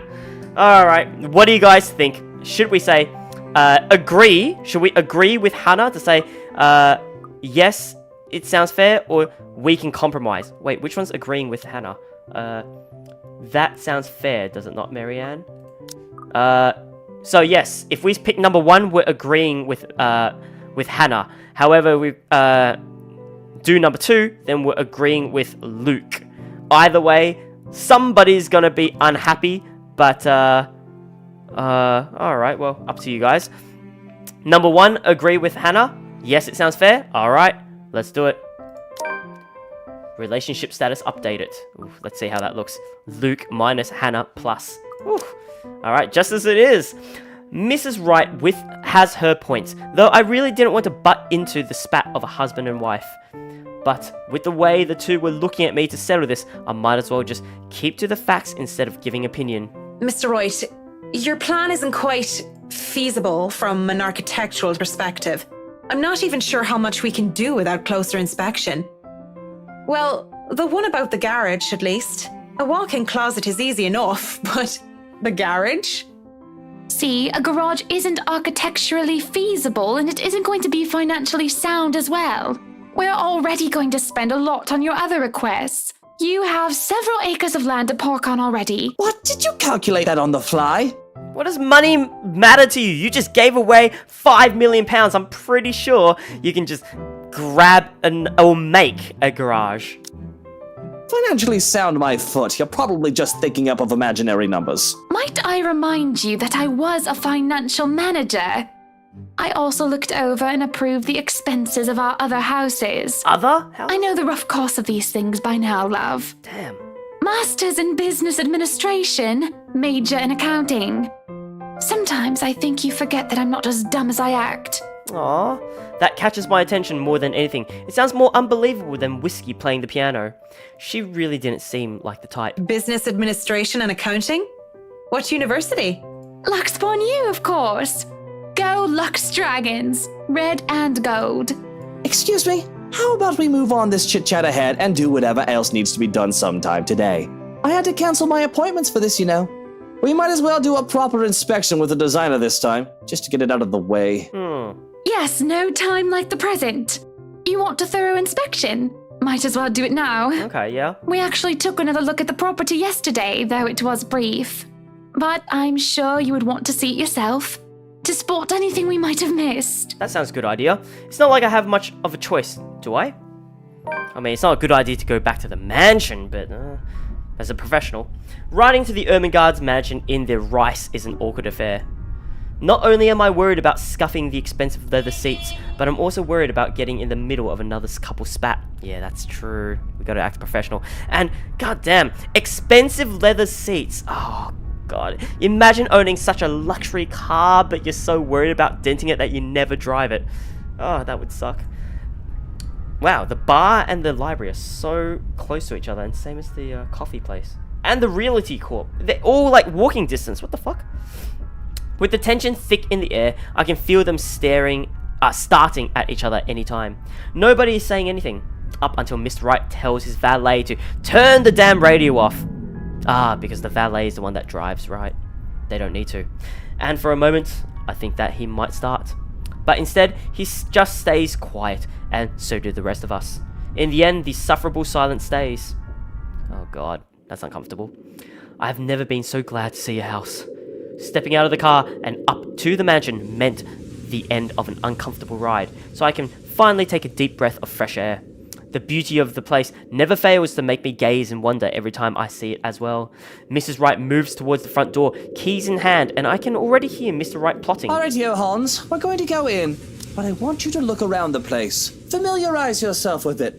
Know every nook and cranny, every inch of the lot. Go and see where we can put that vineyard and the other things we talked about. We'll want to know where to station security as well, so go around the perimeter and figure it out.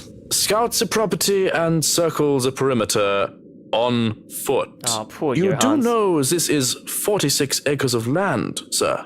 Well, you are not driving a car over the grass. Put those long, spidery legs of yours to good use. I didn't hire you to stand around and look intimidating. Go, mush. Oh no, poor. Someday I'd like to ask Johannes how Johannes can even stand and tolerate the man. Why doesn't he just quit? Certainly the pay can't be that good. Well, I mean, it must be good, right? Even I'm a bit put off by our mutual employer, and the only thing that keeps me from bailing is the fact that we've already signed a contract.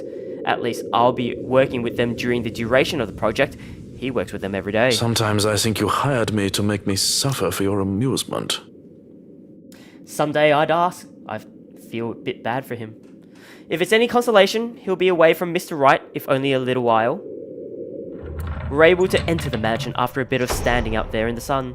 This wretched, strange sunlight that is far too alien and rare. There had been a bit of a problem with the missus not knowing which keys was which. The first item on the agenda would be the grand staircase.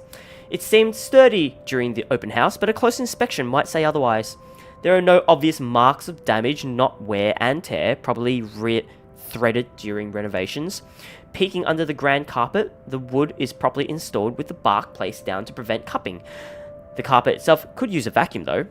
Structural conditions, from what I can see without actually dismantling the thing, look to be in good shape, and the handrails and support posts are firm. The work on it should be commended. I can't look much more into the rest of the foyer, however, because Mr. Wright starts to hurry us into checking the dining hall. So, what do you think? Certainly we can't turn this area into a garage. It's Jacobean architecture. I'd say these would be pilasters and not buttresses, but you never really know. What? They really liked mixing up these elements. You could say it was pretty avant-garde at the time. We might hit a support beam if we're not careful. And in layman's terms? From what I see here, we could risk great damage to the house if we try to turn the dining hall into a garage. The man didn't look too pleased at this. Oh, poor Luke now. There's a look of disappointment before he sighs and looks around the place with an air of defeat. When he moves to speak, I dread another unreasonable demand again. This will stay a dining hall then. But if I may have another request instead, at least spruce the place up with some flowers, some plants or something. It feels so old and dead in here. That's hardly unreasonable. Daffodils are a must, I presume. Does he like daffodils? Aw, look at them look at each other. The look that passes between the two of them, there's a genuine look of fondness there. This is the first time I've seen such an exchange between the two of them. If anyone are to see them like this, there is little doubt that they loved each other before. Of course. And I want a garden full of them. Now, if you excuse me, I'd like to look at the rest of the house. I'll just be around here downstairs, if anybody needs me. Okay. That leaves Mrs. Wright and I. He's quite fond of them, you know. Daffodils? I can imagine. He looked terribly upset when we told him he can't have his garage. I meant the daffodils. We always have a vase full of them in every house we own. Somewhere. Aw. I'd like to think. They may be about his mother. Oh, Luke backstory? He never talks about her. I don't even know her name. Oh. He likes to flatter, claim that they remind him of me, but he's always loved the flowers, even before we married. Oh. Much like the piano, I didn't take him for a person who liked flowers. Daffodils, least of all. What's next? Am I going to find out that Mr. Wright saves kittens from burning buildings? Oh my god. I'll go and snoop about upstairs. You go and do whatever it is that you have to do. I reckon stay together. When she goes without even asking if I need her here, I'm left standing to stare at the walls. Really, I don't need to do a thorough inspection of the building itself. It isn't really part of an interior designer's job, but the architect in me is committed to doing this task with every project. Man, I mean, even though Marianne is a little bit of a dick, like, she does take a job very seriously. She's very work-orientated. If I'm going to make a living space that have both form and function, I might as well make sure that the entirety of it is safe for my clients. Aww. Since I'm already here, I roam around the dining hall to check things off my punch list, if you will. But when it's time to move on, I hesitate. Mr. Wright said he would be somewhere around here on the ground floor, and I really didn't want to be alone with Whiskey. I have to look through the place eventually, sure, but on the other hand, I can do it later when he's gone. I can go upstairs first if I want to. Which floor should I go on first? Should I, 1, check the ground floor, or 2, check the first floor? If I remember, I think... No, the attic was on the second floor, sorry. Was it the second floor? So, yeah, if you guys didn't know already, in the UK and in Australia, we have ground level, first floor, and second floor. And in America, I reckon that would just be called, like, first floor, second floor, third floor. But for us, the first floor is ground floor. So yeah, what would you want me to check out first? The ground floor or the first floor? Ruth says, number 1, the ground floor, where Luke is. Alright, could it be because the first floor, should I say, is nearer towards the attic. So yeah, let's go for the ground floor. Alright, just because there's one troublesome client shouldn't mean I'll let him get in the way of my work. The parlour is my first destination. Mostly because I figure Mr. Right is hiding down in the wine cellar and making plans there. I'm going to bump into him sooner or later, but I'd rather make it later. Much, much later. The place, upon close inspection, is in good shape. I don't doubt this place was done with the most care, considering it would be one of the first room visitors would see during the open house. There's a stain on the carpet, most likely by one of the guests at the time, but it isn't anything a good cleaning can get rid of. Next is the music room. Or at least, that's the plan. Locked? Oh, come on now. I rattled the doorknob again, harder this time, to double check, and even give a good budge to see if it isn't a problem with the door itself. But no, definitely locked. Oh, I like how the clock is, like, ticking up here on the top right. That is weird, considering the rest of the rooms aren't. It could just be this one, though, and I can try the other door through the ballroom if I really want to get in. And that's when I hear it. The sound of the piano. Who's doing that? Though it just plays one note over and over again. It makes the hairs on the back of my neck stand. Wow, me too! Me fucking too! And I back away from the door. Though I wasn't exactly the superstitious sort, what am I going to do? The room is locked. Oh god, what if it was a high note? It'd still be as scary. I can just go back to it later. Maybe see if I can go through the ballroom and... The music room door opens, and who else but Luke Wright stands by the doorway. Oh, was he the one playing the piano? He looks a lot like a cat that ate a canary, and I didn't appreciate the way his eyes linger on me. Isn't it common sense that locked doors mean someone wants a bit of privacy? You needn't try to break the door down. Or did you just want to see me again that badly without the misses? Jeez. I'm still up for a shag if that's what you're after. Ow! Pretty sure the wine cellar is soundproof if you fancy a snog and a poke. Jeez. I'm here on business, Mr. Wright. Nothing more, nothing less. Now, if you can let me pass, I need to inspect the music room as well. Oh boy. I'm not looking for trouble, but trouble always seems to find me anyway. He leans against the door frame, crossing his arms and plasters a huge grin on his face. The way he looked at me promises nothing good. But really, how big of a scumbag can one person be? Oh, sure, you're some fancy interior designer. But mix in some booze and you really loose it up, don't you? Oh my god. Working woman by day, working girl by night. Jeez. I'm not. I'm no such thing. Don't you fucking dare continue down that line of thought. I'm not what you suggest I am. I am not some whore you can just leer at and proposition. If anybody here is morally reprehensible, it's you cheating on your wife. And if you don't stop this harassment, I'll... Tell the wife? Good luck with that. You're terribly confident for a lecherous cheat. Do you honestly think you're the first woman that threatens to go running to her claiming something or another about me? Oh, wait, maybe Rochelle... Maybe he did fuck Rochelle. You think you're some special snowflake and that you're the first woman that I've slept with? Damn. My hands shake.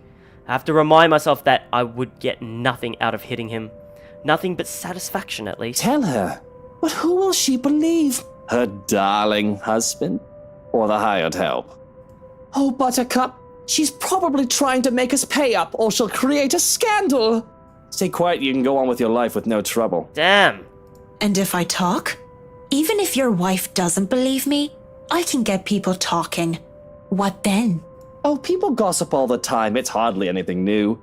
But still, if you talk, I will ruin you. Damn. The way he says it, promises it, makes my blood run cold. Now, why don't you run along and do whatever silly job you have to do? I'll just be here in the music room if you change your mind about a shag. God damn this guy. Fucking asshole. Scum of the earth he is. How could you just let him talk to you like that? Who? Okay, so forget about going into the music room then. That's fine.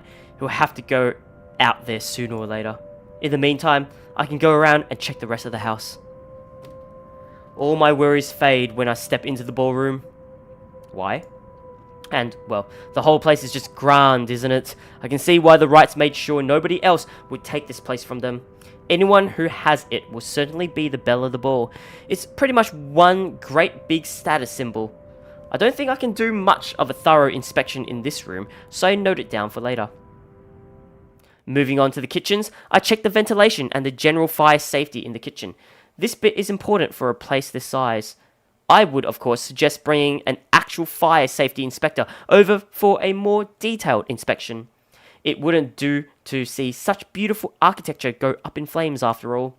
I take measurements of the countertops and cabinets, note down what type of wood they use. They wanted some of these recreated to hide modern appliances. There's a loose floorboard in the farthest corner, and some of the others had scratches, but everything else seems to be in decent shape.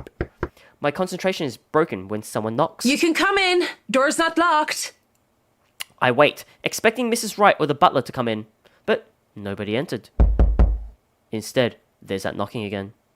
It's louder and more urgent this time, and I'm pretty sure I didn't lock the thing. All right. I'm coming. Just hold on. When I move to open the door, though, I realize something. The knock isn't coming from the door, but from somewhere else. Oh, no! No! The trapdoor? I pause for a second, waiting, but the knocking has not ceased. And soon enough, it becomes desperate. The dull thuds from before switching to what seems to be scratching? Desperate and insistent at once, as if grasping for respite. Is somebody stuck down there? Dick! Oh! Oh, it's a cat!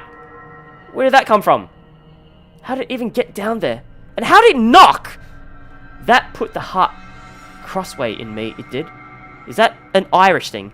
That put the heart crossway in me, it did. I love cats, but they have no business in giving people a fright. For a second there, all those ghastly rumours about this place had come flooding back. Now peering into the darkness of the open trapdoor gets me thinking, and it gets me curious. Seriously though, I should really make sure there aren't any more surprises from down under. What? I don't think the Wrights would appreciate it if we find a litter of kittens making a house of the wine cellar. Don't do it! Don't do it! Are you going to go down? Mr. Wright seemed the type to skin a cat if any of his precious wines were to be contaminated. I'm done with the kitchens anyway. No! Oh, why? God damn it, don't go into the attic and don't go into the cellar! It's #1 in horror games! Going down a flight of stairs while wearing high heels is always a bad idea. Descending into the dark underground only made it worse, but I managed anyhow without any major slip-ups. These stairs need work, that's for sure. Oh god. Surprisingly, the wine cellar is in good condition. No water damage from last year's flooding, and apart from the dust and cobwebs that have accumulated, the place will likely hold for several more years. Racks and barrels line the walls, making the spacious room look smaller than it is. I'm no expert, but it looks good enough for immediate use without any further additions. Bloody whiskey will be having a field day. I think so anyway, until I feel something crunch beneath my feet. Whatever few bottles were left behind here are now nothing but glass under my heels. The cat's fault, I wager. And it made a downright mess, with red slick pooling from the remnants of a good drink. There's a lot of stuff for to have. What? There's a lot of the stuff for to have just been a few bottles though. Did I read that right? There's a lot of the stuff for to have just been a few bottles though. I think that's right, but I must have said it incorrectly. A whole trail of it flows from the end of the room, and I follow, fully expecting a leaking barrel or a whole upturned rack. Instead, it just keeps on going, and it stops in a large puddle at the very back wall. What a waste of wine. Why is it so sticky though? Ugh. Well, it's got sugar, right? It's thick too. Nothing like wine. Of course, it could just be mold. Ugh. Maybe it's not wine. Oh! Go on, touch it. Who the fuck? Dare ya. Who are you? Despite it all, I find myself answering, because it's her voice. This is the her? This is your, supposed love of your life? Amy Lorraine. Amy Lorraine, okay. Lovely Amy. Pretty Amy. I can imagine her standing there with me, laughing and pestering me as I did my work in the way only friends can. Is she hallucinating? She was my friend. The only one that I had at St. Samthon's? Was St. Samthon's? Was that the same school that was on that radio that was knocked over at the Wright's place? I was a scholar, the charity case, in a school for privileged and prestigious young girls. They all looked down at me if they cared to look at me or acknowledge my presence at all. All except her. Sometimes I wish for the good old days when we were friends. Now she's nothing but a ghost, though I try so hard to get over her. Well, if she's a ghost, get the fuck out of the cellar! I really, really do. What am I, 5 years old? Oh, damn it, it's stuck under my shoe. It is, Ruth? Oh, man. Okay. Yeah, no, she's definitely hallucinating then. I double dare you. Hell, I double dog dare you. Don't be such a scaredy cat. It's probably wine. What? No, don't. What else could it be? Blood? Don't be ridiculous. Why would there be blood down here? Why would you be down here? If I was a joking sort, I would have said it might be the reason why the previous owners sold the place. Maybe the ghost stories are actually true, and they wanted to get away from the walls that dripped of ectoplasmic goo and whatever other ghouls haunted about. Doubt it. I hardly believe in any of that voodoo nonsense as it is. But as I stare at the mess at my feet, probably looking like a fool while I'm at it, I notice something strange. What, like Amy Lorraine looking at you? That's pretty fucking strange. It isn't visible unless one is really paying attention, but I can see red gunk seeping through a crack in the wall. What's this then? I worry about structural damage and damage to the foundation. You should be worried more about yourself right now. What the fuck you mean structural damage? I worry about the wine cellar. Oh my god, this bitch. She's so into her work right now. I worry about the wine cellar, as the wrong conditions can lend to the deterioration of its contents if temperatures and humidity are not controlled. Up until I see how clean the crack is. Wait, what? I think I read that wrong. Up until I see how clean cut the crack is, right? It runs along the edge of the wall and vertically along it, where a door would be. Pressing my hand against the wall lends credence to the idea as I try to feel where it would give way. Ooh! Could it be an adventure then? A secret passage? There must be a hidden switch somewhere. What? Go look! This is the most interesting thing you've done by far. You know what's funny? She plays Dungeons and Dragons and now we found a hidden door in a cellar. If there's a hidden room here, that would certainly explain the discrepancy in the mansion's floor plans.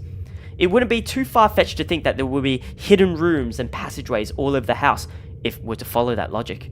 And boy, isn't that exciting. This feels like something straight out of a game. Oh yeah, because she's a Dungeons and Dragons player. Suddenly, she touches my arm and I flinch away in shock. That shouldn't be possible. I understand auditory hallucinations, maybe even visual hallucinations, but that was... You look surprised. What's wrong? I'll tell you what's wrong. You... That's not possible. You're... Dead. Oh, she's dead? Oh. Aren't you happy to see a dear old friend, though? I'm hurt, I am. What the hell is going on here? Oh, God. Are we on mushrooms? Isn't it obvious? I've come back for you, so that we can be together again. Oh, God, no. When she touches me once more, I recoil. What does she mean, together again? Oh, get the fuck out of there, Marianne. She's dead. No! Leave me alone! Leave you alone? But I just got here. Johans! Turning around, I'm met with the Wright's butler, who looks at me with an indifferent look. And when I look back, Lorraine is gone. I wasn't talking to you, just thinking aloud is all. Oh man, we're losing our fucking minds. You should really avoid talking to yourself, Kint. Do more of that and others will think you're insane. Kint. Yes, thank you. Is that all you're here for, or has your master sent you running down here for something? Oh, no, I am just down here to admire the place. Cheeky. I've not been inside before. I thought I would look around before we return to the city. Ah, alright, he's messing with us. The car is already running, you see, and I suggest you go back to the foyer, unless you wish to be left behind. It seems you are in good company already, after all, with this house and your imaginary friend. Wait, we're leaving already? But I haven't finished inspecting the rest of the house. Don't do it. Be that as it may, there's a sulking man-child up there who wishes to go home. We are all subject to his whims, lest he throw a tantrum. I can't help but smile at that. He's a strange guy. I still can't imagine how he can work for a guy like Luke Wright, though. I imagine the blonde ass ain't an easy guy to get along with. Whatever, the butler was having to tolerate that. I want 10 of it. And we wouldn't want any soiled knickers or spilled milk. Why don't you go head on and I'll be right there. Very well. Do be careful on your way back. I saw some broken glass on the way, and it will not do to cut yourself on them. I will, yeah. Just tell Mr. Wright not to blow a gasket or anything. I'll be just a minute. What? No, go with him! What are you doing? Speaking of blowing gaskets, there's something else dangerous here. Whatever is behind that door, it could pose some problems. Best case scenario, it'll only ruin good stocks of wine. But who knows what's behind that false wall? I have to come back to it. Oh god. It's already dark as we make our way out of the mansion. With no lights, we are only illuminated by the headlamps of the Wright's car and the stars up above us. Wow, is this late already? The sight of them helps me compose myself much more than several minutes of being alone in.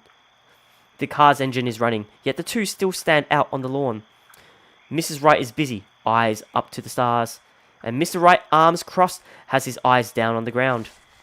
It is the crunch of grass under my heels that brings their attention to me. About time. What took you so long? A minute longer and I'd think the house swallowed you all up. Yeah, probably did. Hush, dear. I'm sure she has her reasons. Marianne doesn't seem the sort to idle. Sorry, I was just checking on something important. See, business is business and they take time, love. You should know that better than anyone. So, Marianne, what do you think? Are you the woman for the job? I know we already signed papers hiring you, but I want to be 100% sure that you are committed. I glanced back towards the mansion. Don't do it. Knowing what I had seen there, that curious thing in the wine cellar, which is stuff I'd only read about from fucking horror stories, and her. I should feel the slightest bit hesitant. I was lucky. I've seen enough films to know what happens when a promiscuous woman enters a haunted house. This is my chance to turn it down, make excuses, say that I'm not up to the task, that I need to take care of my old sick father. Just pay the fine, which is probably outrageous for a contract like this, and let it go. I should turn it down. Yeah, you should. But for some obstinate reason, I can't. Why? In the same manner, I haven't let go of her, of the regret that has shattered me since that day. Much as I hate to admit it, even to myself, seeing her again, the mischievous glint in her eyes, the loose tendrils of her hair curled around her forehead. It's something I've terribly missed, and now that it's here, almost within arm's reach, My father would tell me, sometimes you just simply have to go through with it, consequences be damned. And well, I really don't have any logical reason to say no. It doesn't have to be logical. At least, not something a client like the Wrights would want to hear from a professional designer. It's certainly an interesting project. You can be sure I'm seeing it through the end. Oh, Such dedication! Oh, I do love the determination. oh dear. You were always determined like that, weren't you? Damn it, Lorraine! Hearing her voice again sends a chill running down my back. I can't wait for this day to be over. From the mansion through Anselm, I rode with them in silence. But as soon as we hit city proper, I asked to be dropped off and bid them good night. I thought it'd be best if I didn't stay too long in confined spaces with either Mrs. or Mr. Wright. Both seemed to cause me serious trouble, and if the project had been any less interesting or grand, I would have dropped it without a second thought. Would have, shouldn't have, won't. I assure them that my place isn't that far off, and I have to fight off the urge to roll my eyes and groan when Whiskey throws me a little smirk. Because he knows where we live. But even in my own home, peace is elusive as I sleep. I lie awake thinking of what I saw in that mansion, of who I saw.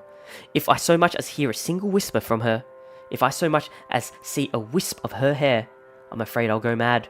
But none of that happens, and it makes me feel hollow. For 2 nights I've had trouble sleeping, but it's only one morning when fatigue has already let me rest that I'm reminded of what terrifies me so. Wednesday. In my restless dreams, I see that mirror. The one in the study. And in it, I see her. I see them. Oh, the mirror where Hannah saw Oh, yeah, that fucking mirror. Fuck that mirror. Lorraine and Hannah. Oh, they look alike. Yeah, so the one with this little thing is Lorraine, and this one's Hannah. Oh, yeah, they do. Hannah and Lorraine. Poor pathetic Marianne. Work, work, work. She'll work herself to death. Oh. See, she doesn't listen. That's all she did. Look at what happened to me.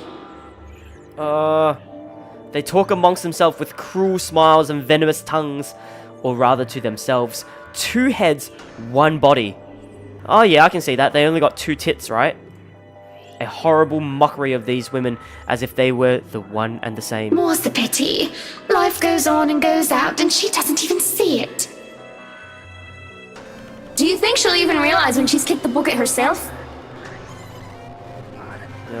When they say a person has a hard time telling when they're in a dream, it was true often enough.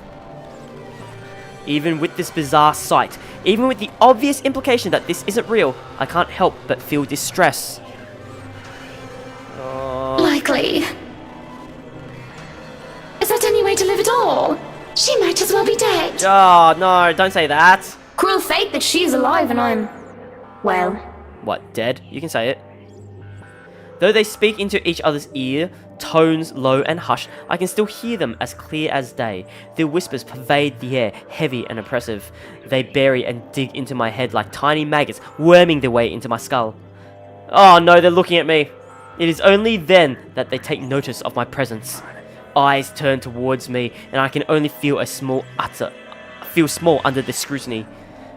Caricature smiles etched on their faces, mimicking each other grotesquely. Oh, Marianne! How long have you been standing there, dearie? Oh. Come join us, Marianne. We won't bite. Oh, God. Unless you ask, that is. Ah, you sexy, Have you been sexy looking demon. at us? Spying? How scandalous. Such a naughty girl. Oh, that is not... This. I'm sure you were just waiting for something lewd to happen, weren't you? Oh, God, I can't get hard on this. You know she will not admit it. She thinks it wrong. You've said it so yourself. What, that we don't admit that we're gay? She thought me wrong, impure, abnormal, because I loved her. Oh! And we went to that Saint Sam something school for girls. So maybe it's because it's like a Catholic or Christian school that they forbid like gay love, you know? Oh, that would suck. Oh no, this sucks. My breath hitches and I open my mouth to protest, but they stop me, screeching. The mirror that holds them cracks, lines spidering across its surface. Do not lie. We know the gluttonous thoughts you try to deny, girl. All those desires you bury beneath that sickening guilt. Okay, we like girls. You act the martyr when you turn the bed you lie in into your own hedonistic hell. You are nothing but a tainted soul with filth-stained flesh held together by falsehood and pride. Even though this is scary as shit, I gotta say, they are the same voice actor, right? Even though they can do accents, that's fucking amazing. They look livid.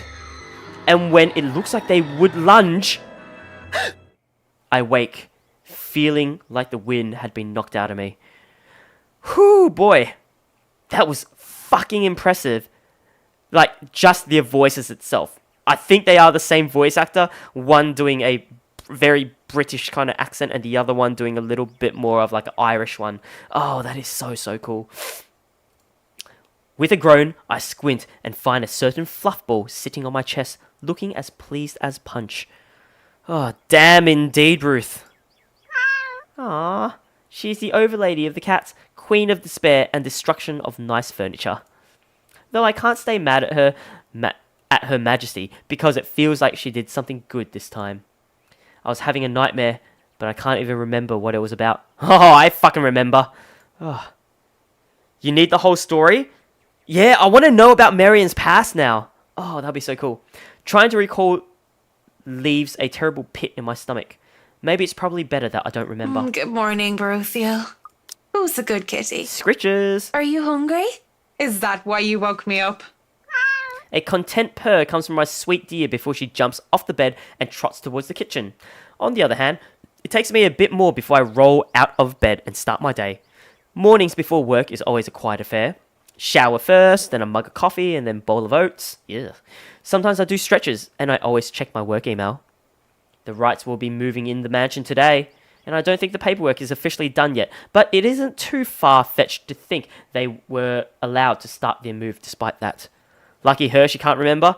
Yeah, I guess, but oh god. Rich people like them will always find ways to get what they want after all. Yeah, I feel like that's not the end of our nightmares. I'll be leaving you again today, Beth. So you behave and make sure not to shred up my new covers, okay? And don't worry, I didn't forget tomorrow is Black Cat Day, so I'll throw you a party. Is that such a thing? Is there a Black Cat Day? But only if you behave like a proper lady. Please do. She barely gives me a glance as I say that before going back to her own food. Cats. Still better than humans, most of the time.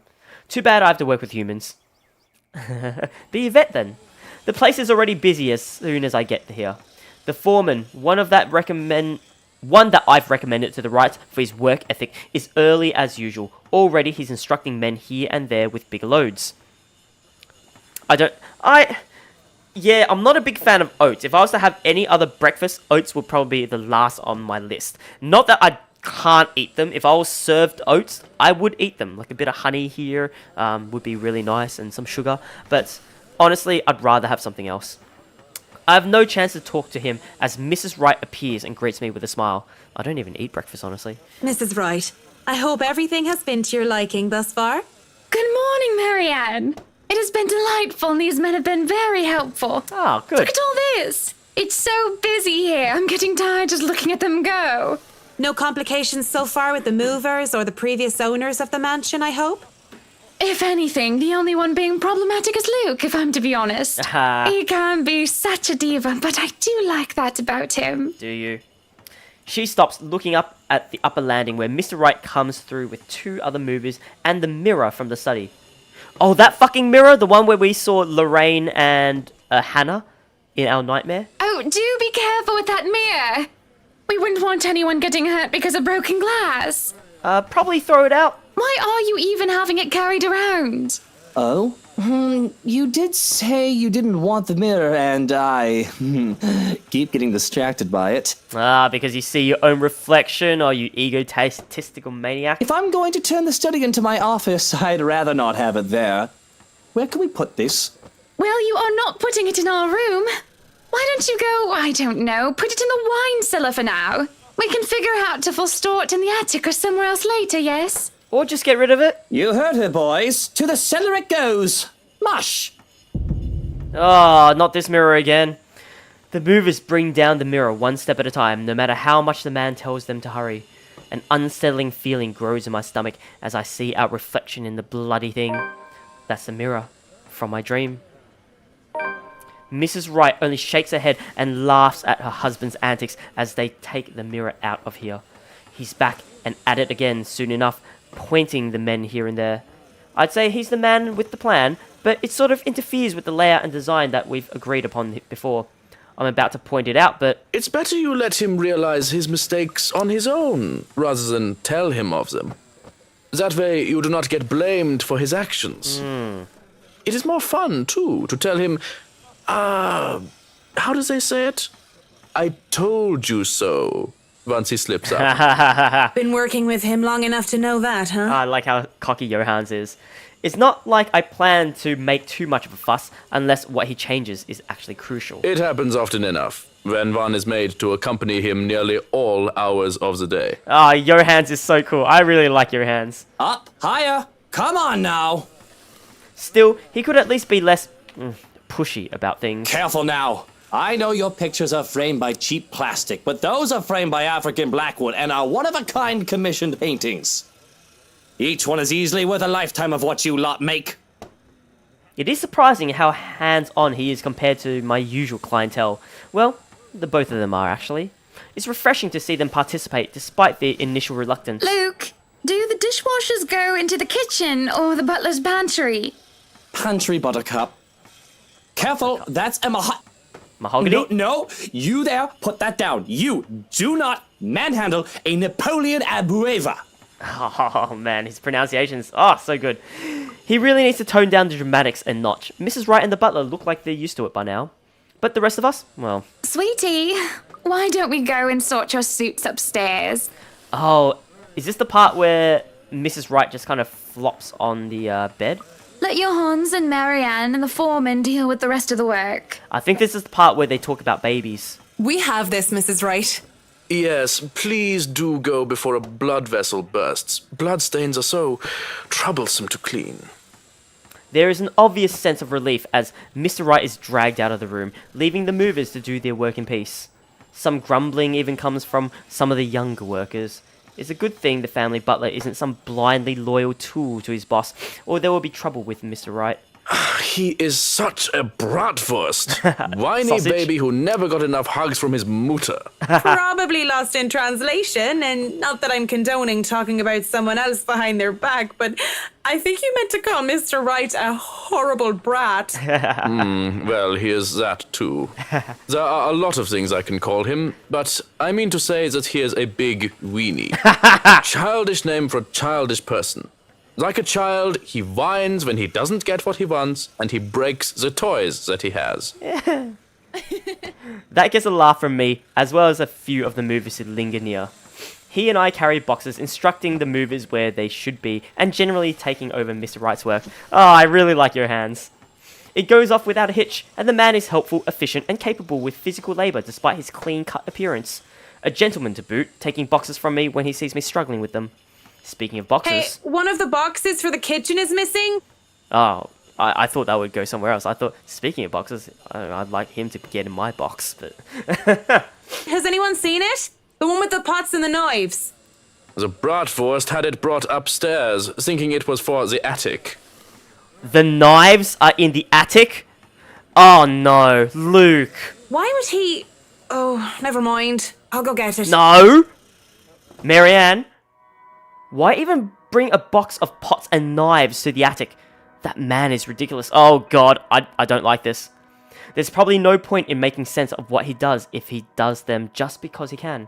At least it turns out that I don't have to make it all the way up to the attic. The mover probably on Mr. Wright's orders left the box on the stairs. At least it's not that heavy. Oh god, be careful.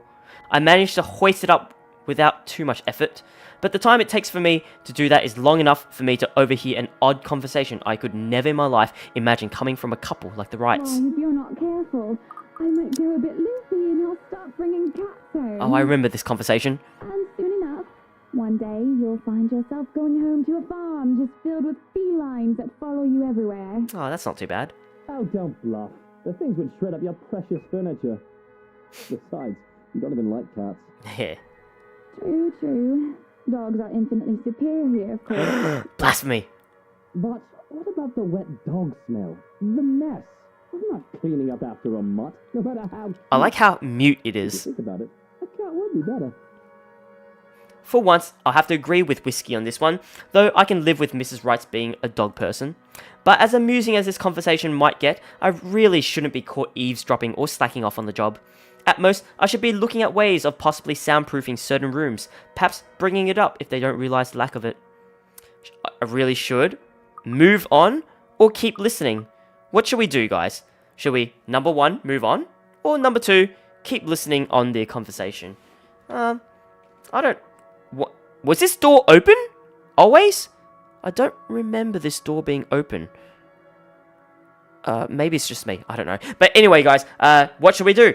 Move on or keep listening to the conversation? You know what to do. Number 1 is move on. Number 2, keep listening. Move on? Alright, let's do it. Moving on. Relationship status updated. Oh, did we? Oh, we got a plus and a plus from Hannah. Oh, that's nice. No matter how bizarre the conversation might get, I really... Besides, the magic word here is privacy, and I respect that. Keep it in mind, and I won't have a guilty conscience filled to the brim with the secrets of the rich and famous in my hands. I take the stairs 2 steps at a time if it wasn't in danger of getting stabbed by my baggage, and if nobody else was in the foyer. But as Johannes takes the box from me, I only give him a small smile. There is no reason to gossip about a peculiar conversation of his employers. He's probably heard much odder things from them, and he doesn't seem to be a cat or a dog person either. As soon as I follow him into the kitchen, he raises a hand to stop me. 9. I know you are very skilled in architect, and I have seen your work. Yeah? But this shall be my kitchen, and I shall fix it according to my wishes. Yeah? Oh, he'll be Kind working of here. weird. Anyone would think that pots and knives are supposed to go anywhere but the kitchen, huh? I assume he's gotten them confused. It wouldn't be the first time. Confused? How does that even work?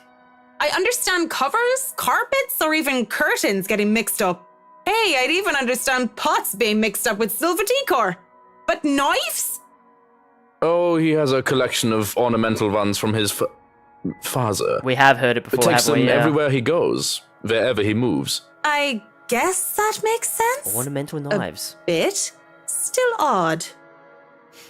He merely shrugs before going back to work. The movies work efficiently even when they're left alone, and they do quick work of their responsibilities. The head foreman comes standing in the doorway to consult me on this or that, and I have to go help out every now and then. But they pretty much have everything up to standards. They skip lunch entirely, not even realizing when they do so.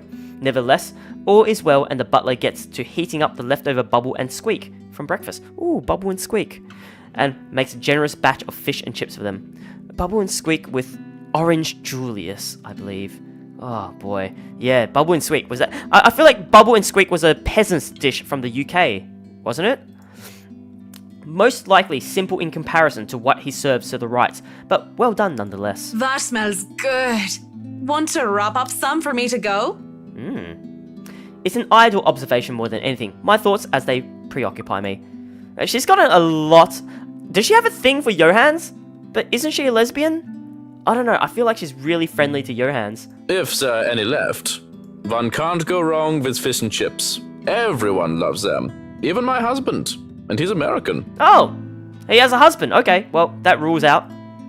I really do hate getting so up close and personal with my clients. It's a distraction. It is obvious to me that I've gotten my priorities all wrong when I can't help but think about what I heard, what I learned about the right couple.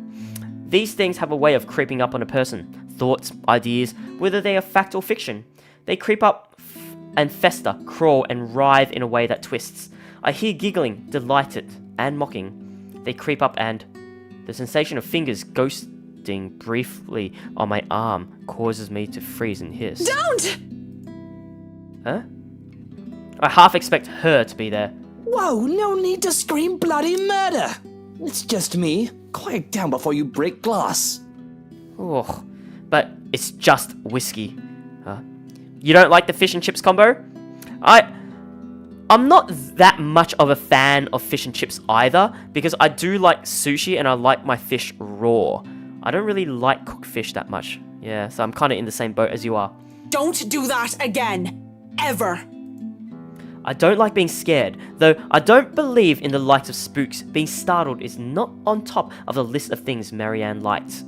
Lucky for him, I have nothing within reach, or he would have gotten on friendly terms with something like a rolling pin. What was with that reaction? Were you really scared? Oh, fuck you, Luke. Unbelievable. Has Johann's been telling you ghost stories? He just loves to scare people. Does he? Isn't that right, Brother Gurium? The butler's expression is unreadable. Alright. I hardly see any emotion on his face to begin with since I started working for the Wrights, aside from vague amusement. There must have been something there, though, judging from Mr. Wright's own content look. The expression on Mr. Wright's face is almost cruel. But neither of them spoke, even as Johans leaves the room to serve the workers their late lunch. Ah, Johans is giving them stuff to eat. So, now that we're alone, Marianne, what are you so jumpy for? I was just thinking about all the urban legends the movers have been telling me about this place. Don't tell me you believe in that tosh. They're nothing but tales made up to scare children. Timmy, Billy, don't you dare go up to that big mansion and get in trouble there. The ghosts are going to get you. That's a boring way to look at it, but that's usually what it is anyway, no? Like I said, I was just thinking. It would be a relief, actually, if those rumors of this place being haunted is true. What? No, it won't! That just means I'm not going bonkers. Hearing let alone seeing a dead person, isn't exactly the symptoms of a healthy mind. Sure, it means there would be such things such as ghouls and goblins, but at least I'd be sane. On the other hand, there would actually be a dead girl walking around. If you could excuse the inane question, Mr. Wright, you haven't noticed anything weird here? A simple enough question on the surface, yet I noticed the man stiffen as the question leaves my mouth. I wouldn't have noticed it if I wasn't watching his reaction intently, but in his eyes, I see something dangerous. It depends on your definition of the word weird. Are we still on the topic of this place being haunted?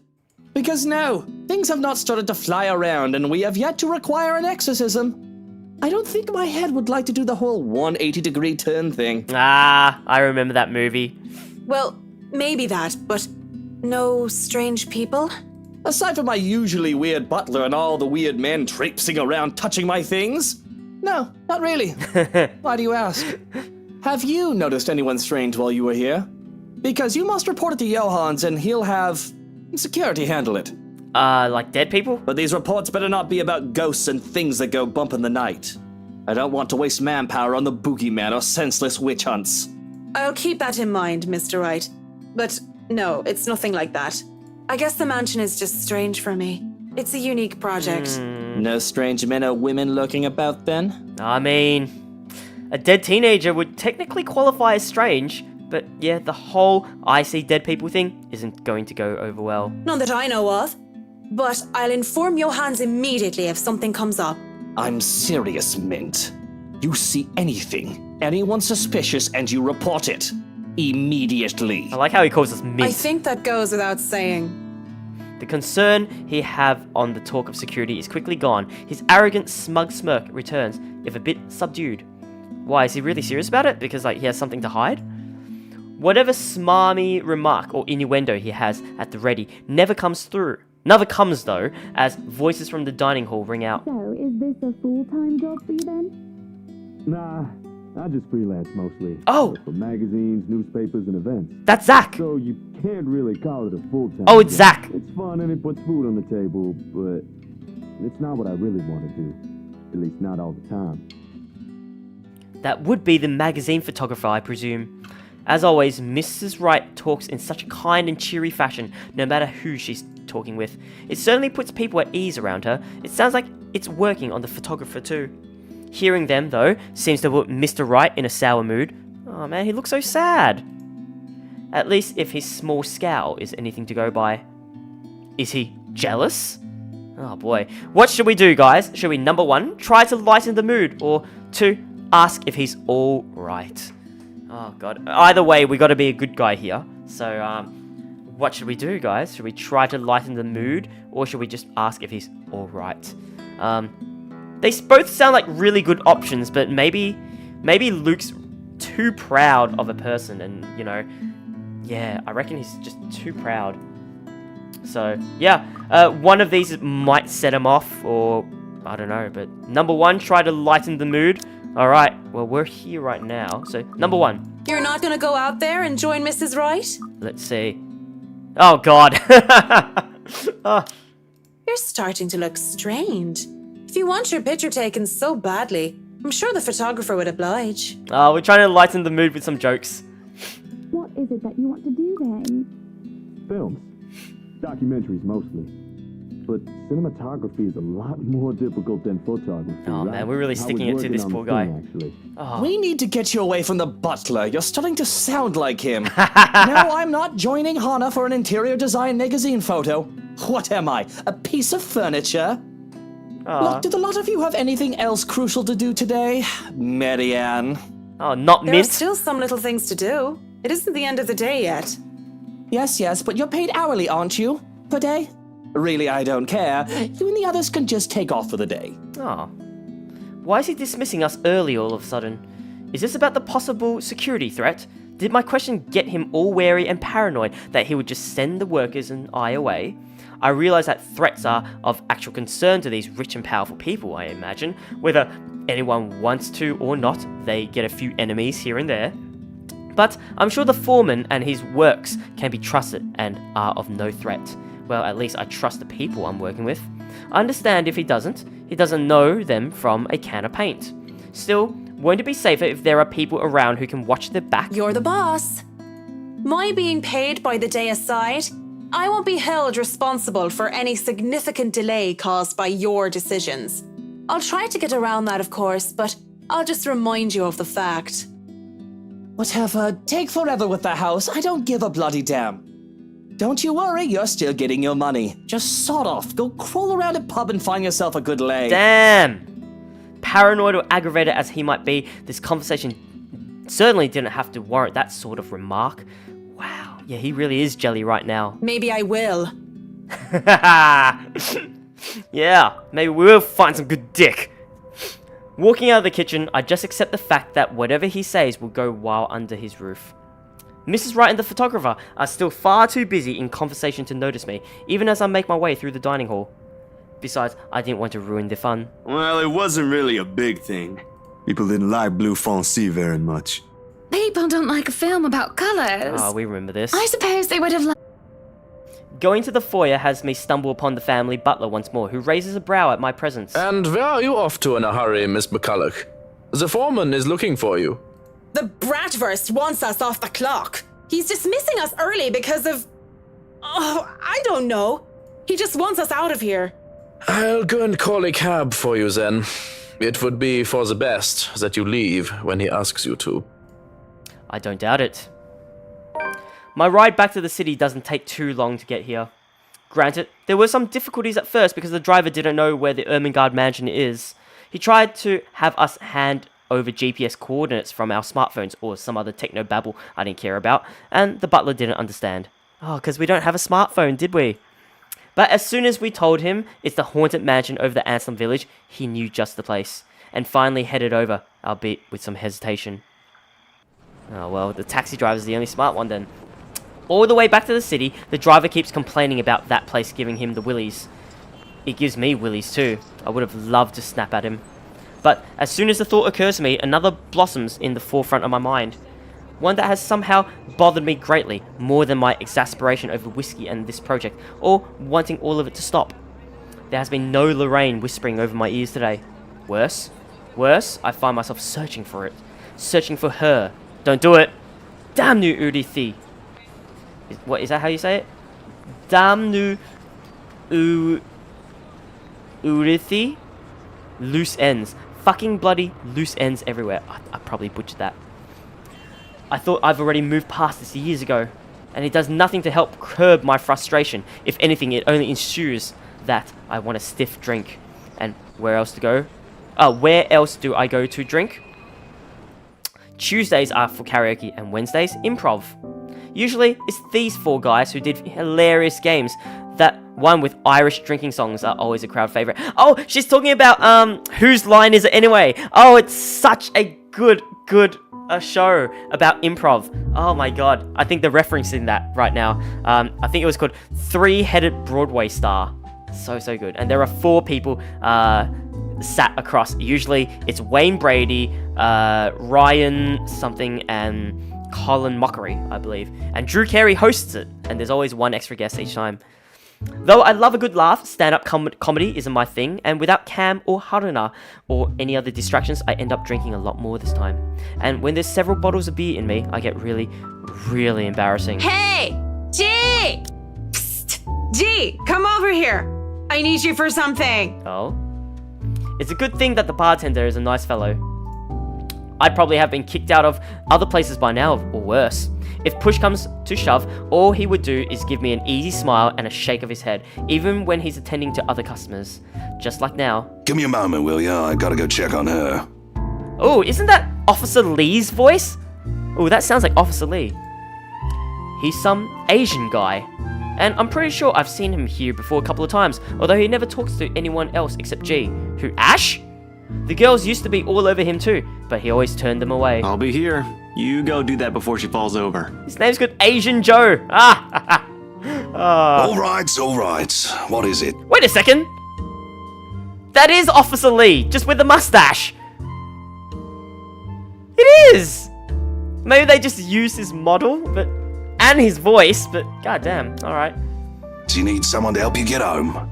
Bartender, pour the wine. wine. Damn, Marianne. I think that's enough alcohol for you, little missy. I'm cutting you off. A whine comes from the back of my throat as he pulls my bottle away. I have no hope of getting them back once they're behind the counter. Even in my drunken mind, I don't dare hop over it for them. Because of what little sense I have left knows I'd sooner take a floor dive than succeed in wresting a bottle from a sober man. But that doesn't stop me from trying to reach out with my arms like a stupid idiot anyway. He smiles and shakes his head, just like I know he would before going back to the other guy. Right now, where were we? How you holding up, boy? With no drink and no one to really chat with, I would have gone home, or gone to sleep on the bar right there and then. But I'm not ready to stand up and try to trek back home just yet. I take it the investigation isn't going well. When does it ever? But that's not the problem.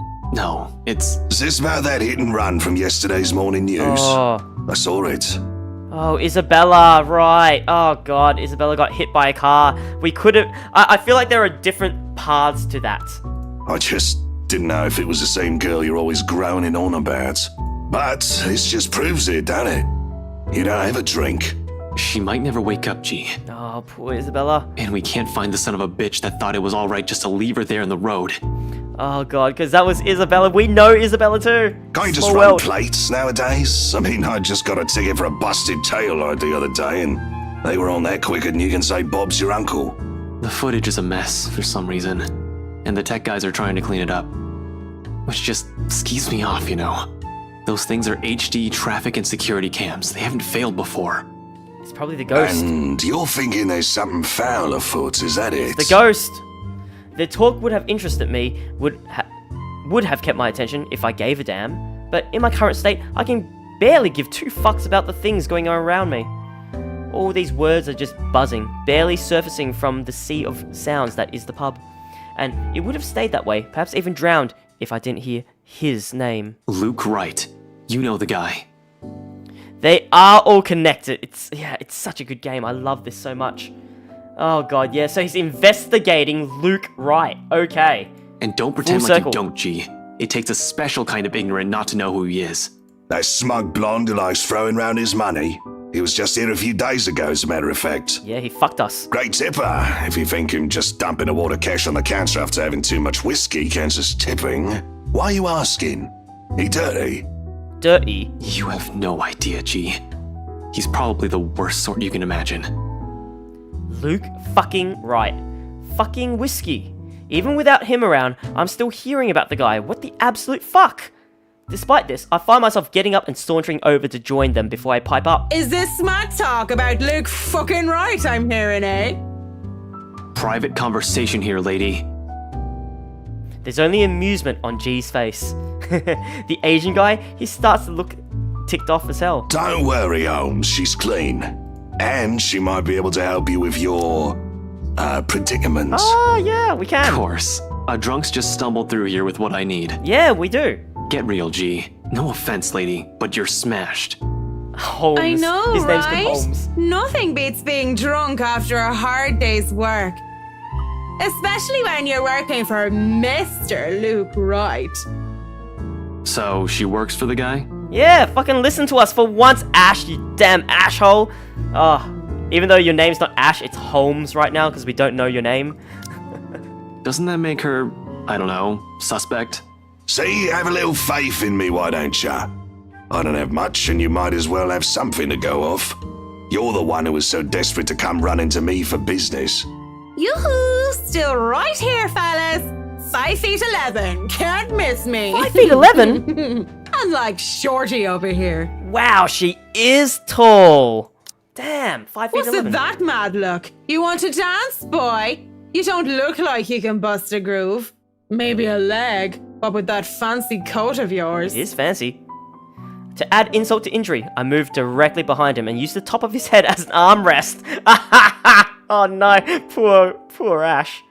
But when he shakes me off, I plop into the seat right next to him. Don't try me. You can hardly stay on your feet. We don't want to ruin your fancy coat, do we? Ah, children, the both of ya. Oh man, G's the only good one right here, the bartender. But you're still standing after all that, are ya? Matt, you see this giantess? She's a legendary regular here. Been drinking like there's no tomorrow. I'm a bit jealous. Can't do that anymore or my liver will give out on me. Good with the mic, too. Oh, yeah, we are. Don't see you much recently, but I guess you're always busy, aren't you? You're some fancy designer or something, if I remember correctly. Wait, I know you. You were at the open house for the mansion. Yep. Yeah, that's right. Marianne McCullough. I'm a famous interior designer extraordinaire. Ooh, that rhymes.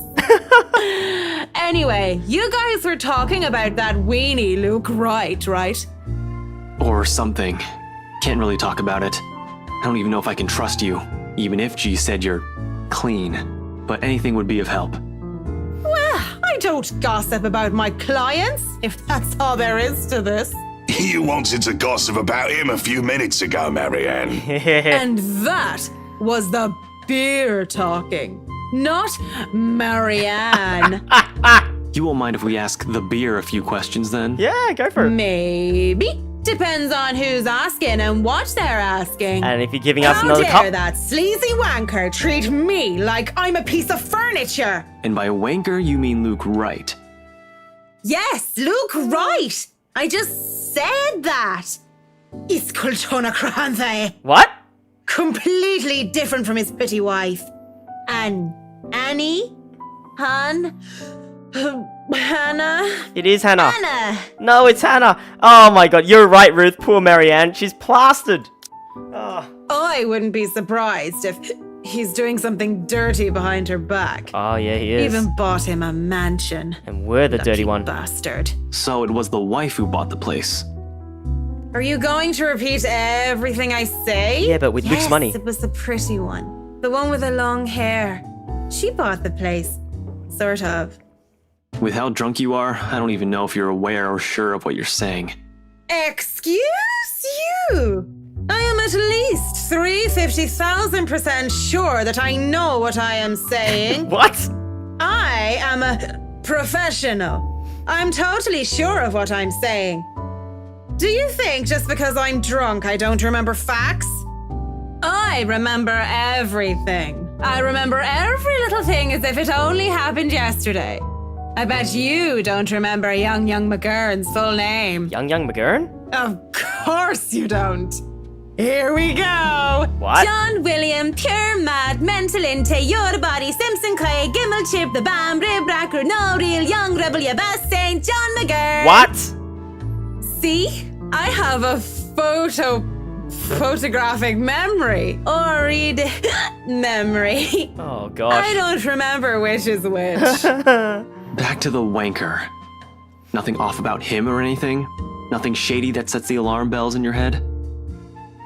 Alarm bells? Nothing ringing. Maybe someone's mobile is. I'm getting tired. Enough for me to press my cheek against the cool countertop with my eyes shut tight. Eventually cracking one eye open just in case they thought I fell asleep. I grin at Holmes.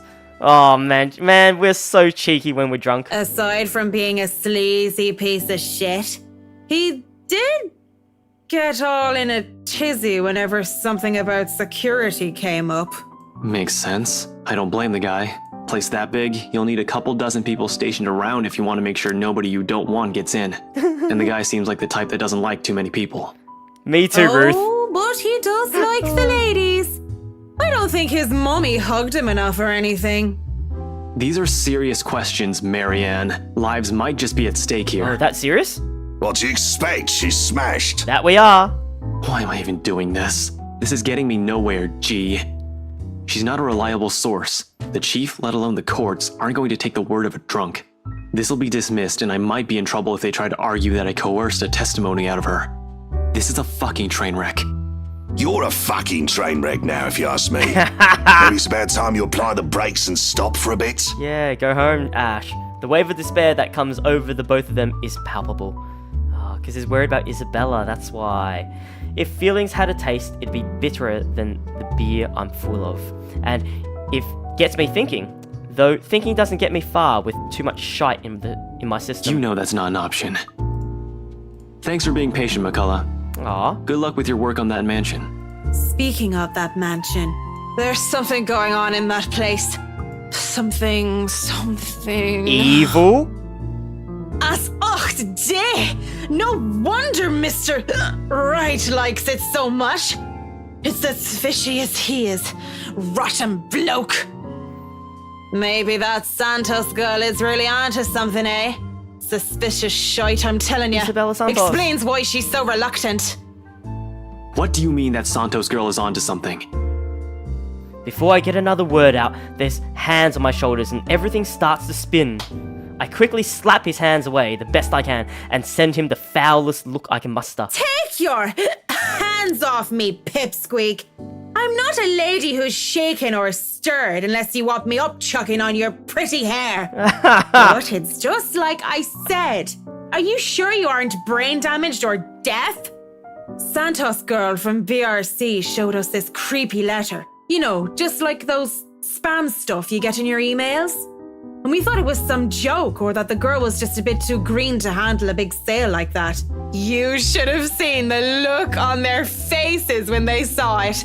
Whiskey, that's Luke fucking right, you get me? And the missus didn't look too happy either. We all saw it. I should have taken a picture and posted it everywhere. No, don't. When rich snobs give you that face, no wonder the Santos girl went all mental on us.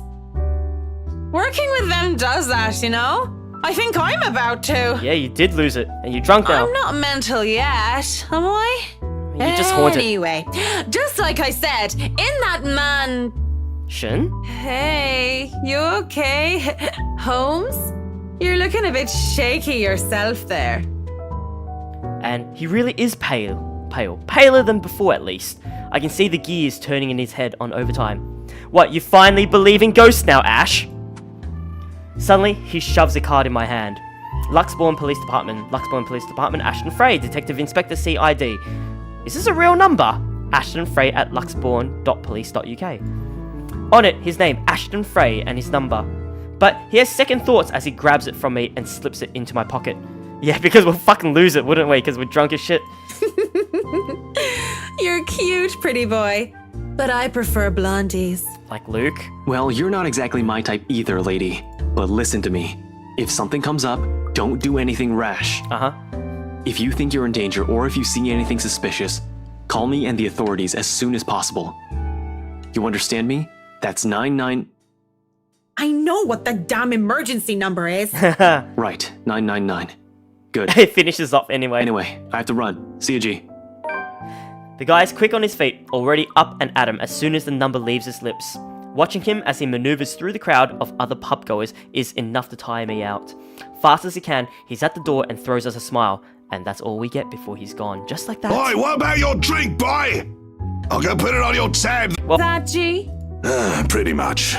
But what about you? I suppose I'll put your drinks on your tab too. Don't want you to spill your wallets when you look like you're close to spilling yourself. Oh, thanks, G. Yeah, and if it's fine by you, I think I'll go take a bit of a cat nap here. Just for a sec or two. Go right ahead. I'll wake you when I close up shop. Aww. Mumbling a sleepy thanks, I doze off on the spot, face pressed on the counter. I think it's safe that we're sleeping at the bar and not alone. Already, I dread the pain I'll have for sleeping in such a position. But when you gotta go, you gotta go. Oh god, no, nowhere is safe, never mind. Oh, Marianne! How long have you been standing there, dearie? Come join us, Marianne. We won't bite. Unless you ask, that is. No thanks. Not that I can get much sleep to begin with. Oh god. Wow, this is a long playthrough. Holy shit, it's already 3:15 AM. But I'm determined to get through Marianne. Marianne's saga is way longer than anyone else's, I want to say. Isabella and Marianne's, I should say. Do people ever have the feeling that they're working on something they really enjoy, but still, it eventually tires them out? Because honestly, I've been feeling like this. You have certainly exceeded expectations, Marianne. Everything looks so marvelous, and in such a short time, too. Though moments like these make all the hard work worth it.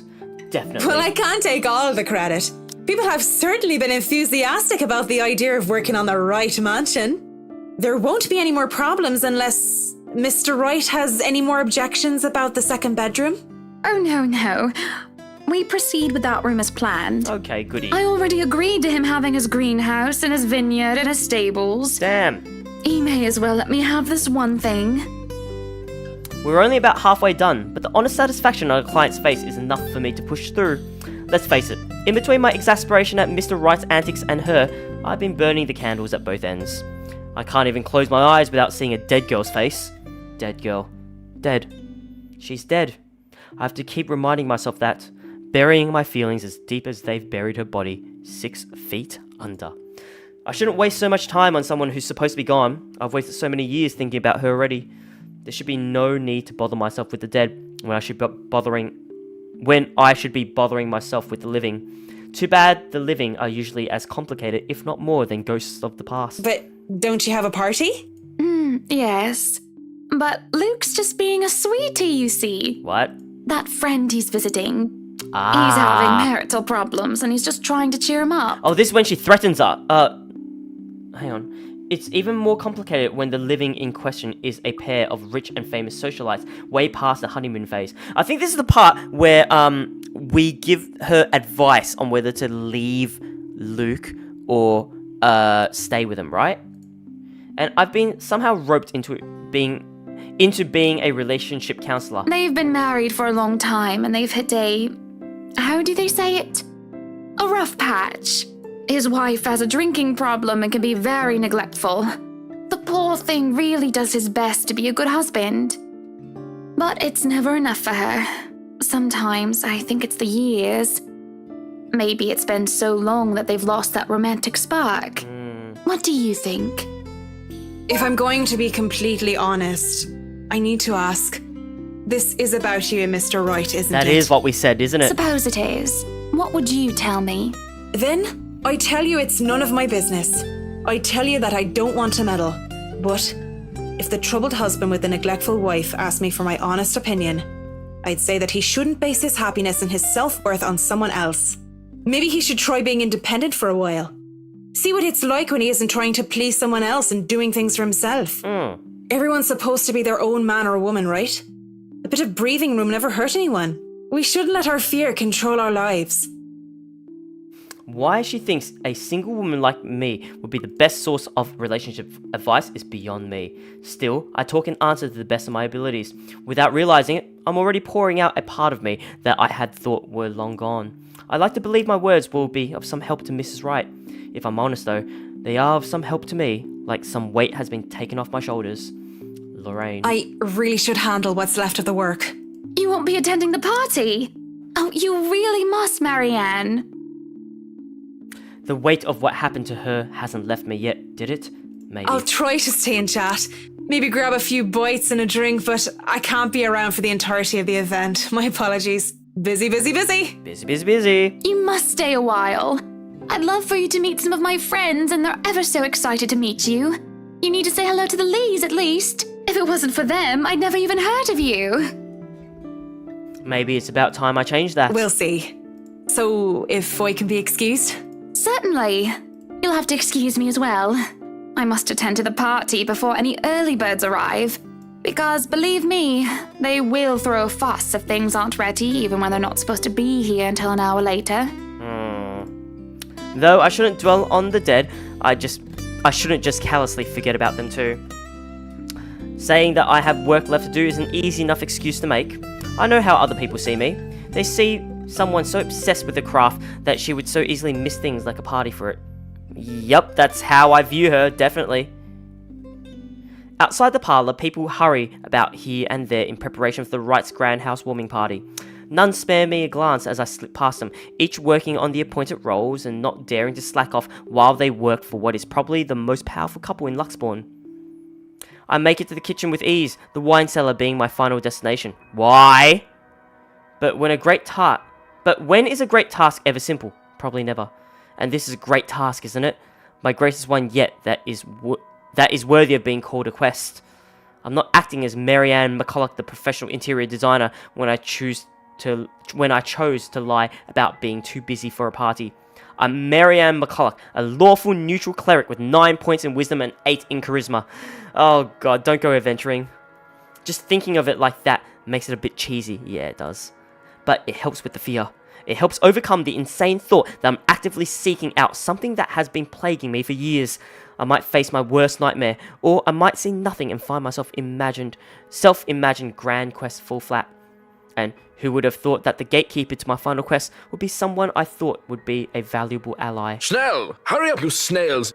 We are on a deadline and you are wasting my time! Ooh, I remember this voice line, but it was in a muted tone because I think we were far away as Hannah. The butler comes from the cellar and into the kitchen, tailed by a couple of other people who I assume are most likely chefs and bartenders. He raises a brow, seeing me just standing there by the hatch by the trapdoor. It almost looks like he's going to throw me out for being in the kitchen without permission. But then he motions for the others to disperse and familiarize themselves with their surroundings. Meanwhile, he continues to stand there, preventing entry into the darkness beyond. What are you doing here, Fraulein? This is not the place for guests or in an architect right now. What's a Fraulein? I request you leave. I was just looking around for any last-minute things, yes? Yes, you have been doing that a lot. Looking around, snooping about. Now is not the time for such things. Oh, he's on to us. If you're not careful, people might think you are up to something. The look he gives me as he says this is almost chilling. If life was a game book, he'd probably be the true neutral warlock guarding the treasure room. A difficult opponent to beat with 9 points in wisdom and 8 in dexterity. Oh wow, I reckon. Well, I'm not done yet. I actually need to go into the wine cellar. Just need a quick go at the place. So just don't mind me. I'll be out of your hair soon enough. Go outside, enjoy the party. Bask in the praise and adulation they will no doubt shower you with when the madam speaks highly of you. Surely you've had enough of this stuffy old kitchen by now. You do not want to cause trouble. Both the bratwurst and Hannah want this to be perfect. Bratwurst. It would be a disservice and a disrespect to toe out of line and risk it being anything otherwise. And more importantly, I will be blamed for any failure that happens tonight. Oh, his intervention almost turns me away. Maybe this is a sign I'm not meant to seek Lorraine out, but... Please, I just lost something the last time I was down there. It's really important. 15 minutes. 9, 10 minutes. Any longer and I'll pull you out of there myself. The bratwurst will be furious if he thinks anyone is touching his precious wine without his permission. Thank you. This seriously means a lot. Oh god. He steps aside begrudgingly. At this point, it looks like there's no turning back. There is turning back! Just turn back! Oh, there's the mirror. The cellar greets me ominously as I descend. Oh, Marianne, you stupid girl. Why? The space feels smaller, with a lot more bottles lining the walls compared to before, and knowing what might be waiting for me here makes things worse. You just want to see Lorraine again, but she's gone, just leave it. I almost hope, in a morbid and twisted sense, that Lorraine would just be standing there waiting for me. It would be just like her to joke about inappropriate meetings, meetings in the dark? Wait, it would be just like her to joke about inappropriate meeting in dark, secluded areas. Oh, okay, never mind, that does make sense. Oh, boy. My name is, Petchy. Hello, Petchy. Welcome. I think we're almost done with this one, so stay along and welcome. It is horror, though, so, hope you got your diapers on, guys. But just like the broken bottles and wine that was spilled on the ground before, no trace of her can be found. Lorraine! Where are you, Lorraine? I miss you, you know? Don't go looking for Lorraine. Only silence replies. Funny that when you want to find something, that's the time when you can't. The thought that I wouldn't be able to see Lorraine one last time fills me with such despair. No, Marianne, just get out of the cellar, please. Oh.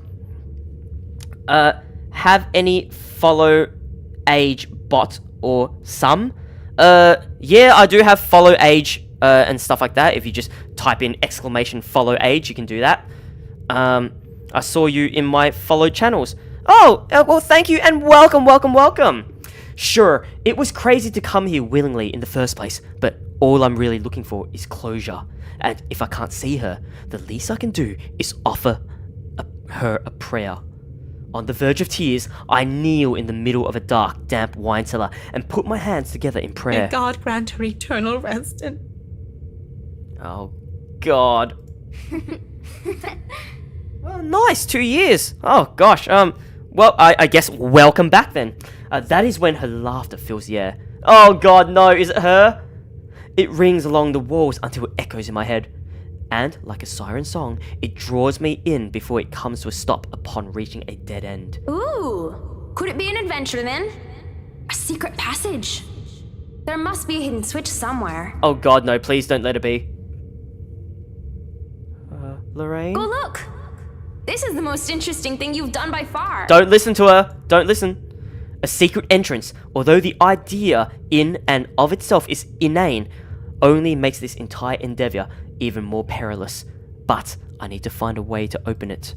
Already, I'm running my hands against the wall in order to find some sort of hidden switch. Oh, that's a bad idea. It didn't give when I tried to push it open before, and I doubt that would have changed anytime soon. But if there's a door, there's always a way to open it. Hopefully without the need to break it down. A shame I can't roll for perception checks in real life. Oh god, I love how she's like a little bit of a dork and she's like incorporating Dungeons and Dragons here. Oh, it's so good. Cowboy, hello cowboy. I think we're just about wrapping things up, but we're gonna keep going with it. It's such a silly thing to say out loud, though there is no amusement on my face, and I do check, glancing at the mirror from the study. Though a sanity check would be more fitting right now, wouldn't it? Sanity check would be fitting, and if I was to say it, get out of the cellar! I mean, how long have I been down here, searching for the switch of a hidden door, in order to go find a dead girl, no less? It isn't only unreasonable, it's insane. Yes, it is insane. Petchy says, I'm gonna have you in my background, give you some screen time while the stream lasts. Got some homework. No problem, Petchy, you gotta do what you gotta do. Hope you enjoy at least my crappy Australian voice.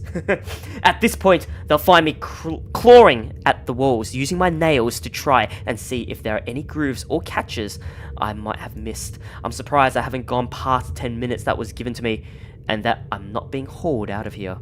I don't want to bank on the chance that I have more time, although I know it's... I really shouldn't let these kind of things bother me too much right now. If I don't continue looking, there's no point in me going down here. There's no point in you being here in the first place. Don't do it. Dirt and rocks stick underneath my fingernails in my search. But there, a section of the wall about the size of my palm, just as well hidden as the hollow wall is a switch, or a button rather. Face it, Tigress. You've just hit the jackpot. I don't think it's a jackpot. The excitement I feel at the discovery finds me pressing it without a second thought. No! But when I click echoes in the cellar, the hidden door creaks open. I stop. What should I do? Should I stay? Or should I go inside? It's up to you guys, so I'll leave this to you. We just found a hidden passage in the cellar. Should we go into the hidden passage? Or should we stay out here? Oh gosh, I feel like this is a big major route, so I'll leave it up to you guys. Say number 1 if you want to go, if you want to stay, or number 2 if you want to go in. Ruth, you say go in. Alright, that's 1 vote for going inside. What about anybody else? I'll give 10 seconds to vote whether we go inside or not. 10, 9, 8, 7, 6, 5, 4, 3, 2, 1. Okay, that is 2 votes to go inside the cellar. Oh man, Johannes is going to be so mad at us. No time like the present, eh? I have to hurry and... I turn around when there's a crash. In my haste, I bumped into the mirror, making it fall to the ground and shatter into 100 pieces. And shit, I hope that isn't an original piece. I don't think my insurance will be able to cover it. I can probably find an imitation to replace it and... The door slams shut behind me, and I nearly have a heart attack because of it. But when I see a much more visible lever on this side, I calm down and shake my head. On the other side is a passage, an underground tunnel that has me mystified for a mere moment until I realize what it holds. Cells closed off by heavy iron bars line the sides. A general sense of death and decay lingers heavy, though the years should have taken away most, if not all, of the stench. Of the foul smell of humans and corpses alike being left to rot. The breeze, most likely coming from the other end of the passage that goes through, is to thank for that. If the place had been enclosed like a mausoleum, I imagine the odor would be fouler than it is now. Dear Lord in St. Adelaide, bless these poor souls. Oh God, prayer now. I'm not going to sugarcoat it. Though the architecture of their time was magnificent, human rights wasn't exactly a big thing back then. And if the Ermengarde mansion had a place like this hidden away, who knows what sorts of heinous acts were done down here. Yeah, like BDSM. There is no time to dwell on it further though. Not when... Oh no, here we go. A ghastly thing. A corpse of a woman leans on the wall. Ah, shit! Her arms and limbs, almost every inch of her lithe body, is peppered with wounds and rotting flesh. And it is then that the putrid smell of blood and gore hits me, making it so that I don't even question how I missed it in the first place. How long has this been here? This? Oh, that smell. Oh, you're a nasty one, aren't you? Aren't we scared? I flinch as the thing twitches. Ooh! And as soon as it opens its eyes and looks at me with a smile, there's nothing on my mind but horror. I break into a run. I try to keep on running no matter how much my legs and feet scream at me to stop. I keep going even when I look back and see nothing of her anymore because I can still hear her.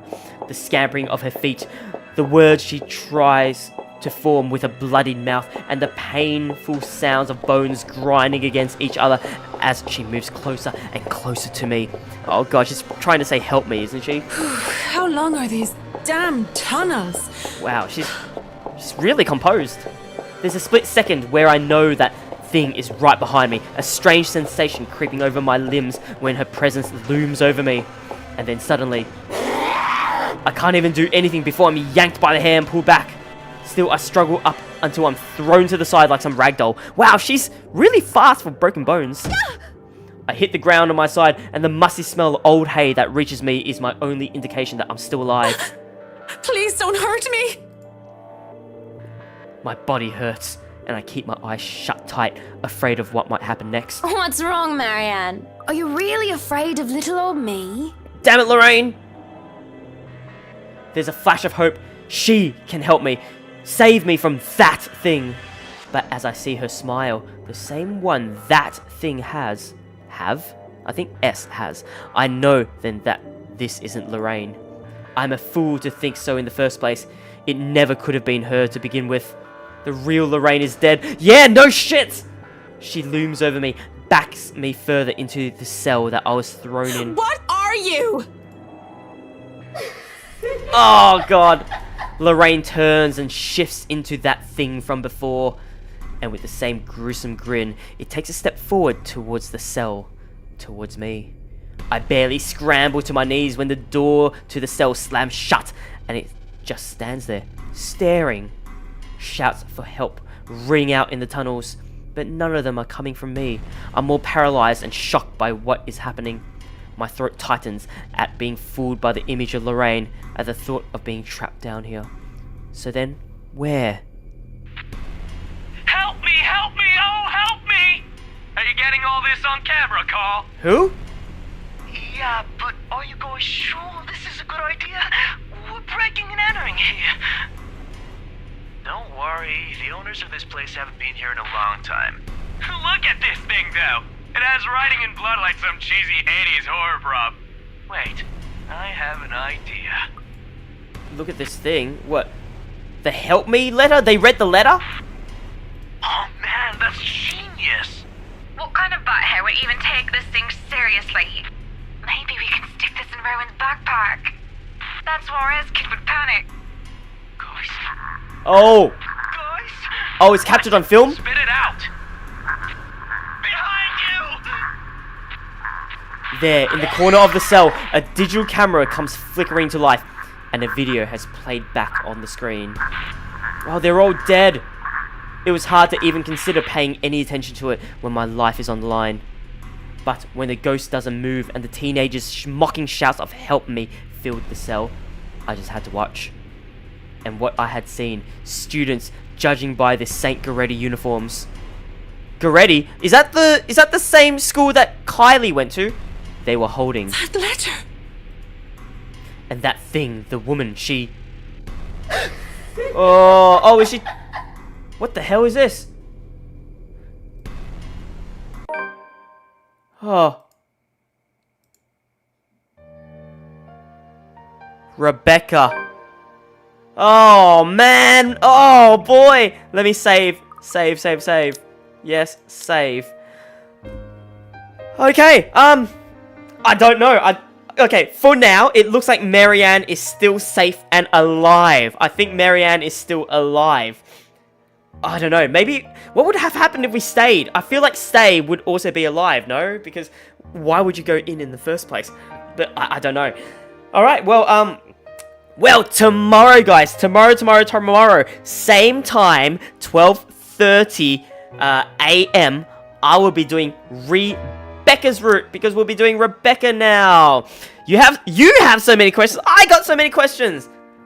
First of all, like, who did that ghost turn into? I saw something blonde. I saw a blonde woman, and then it flickered back to the ghost. And then, how did Loretta get in there?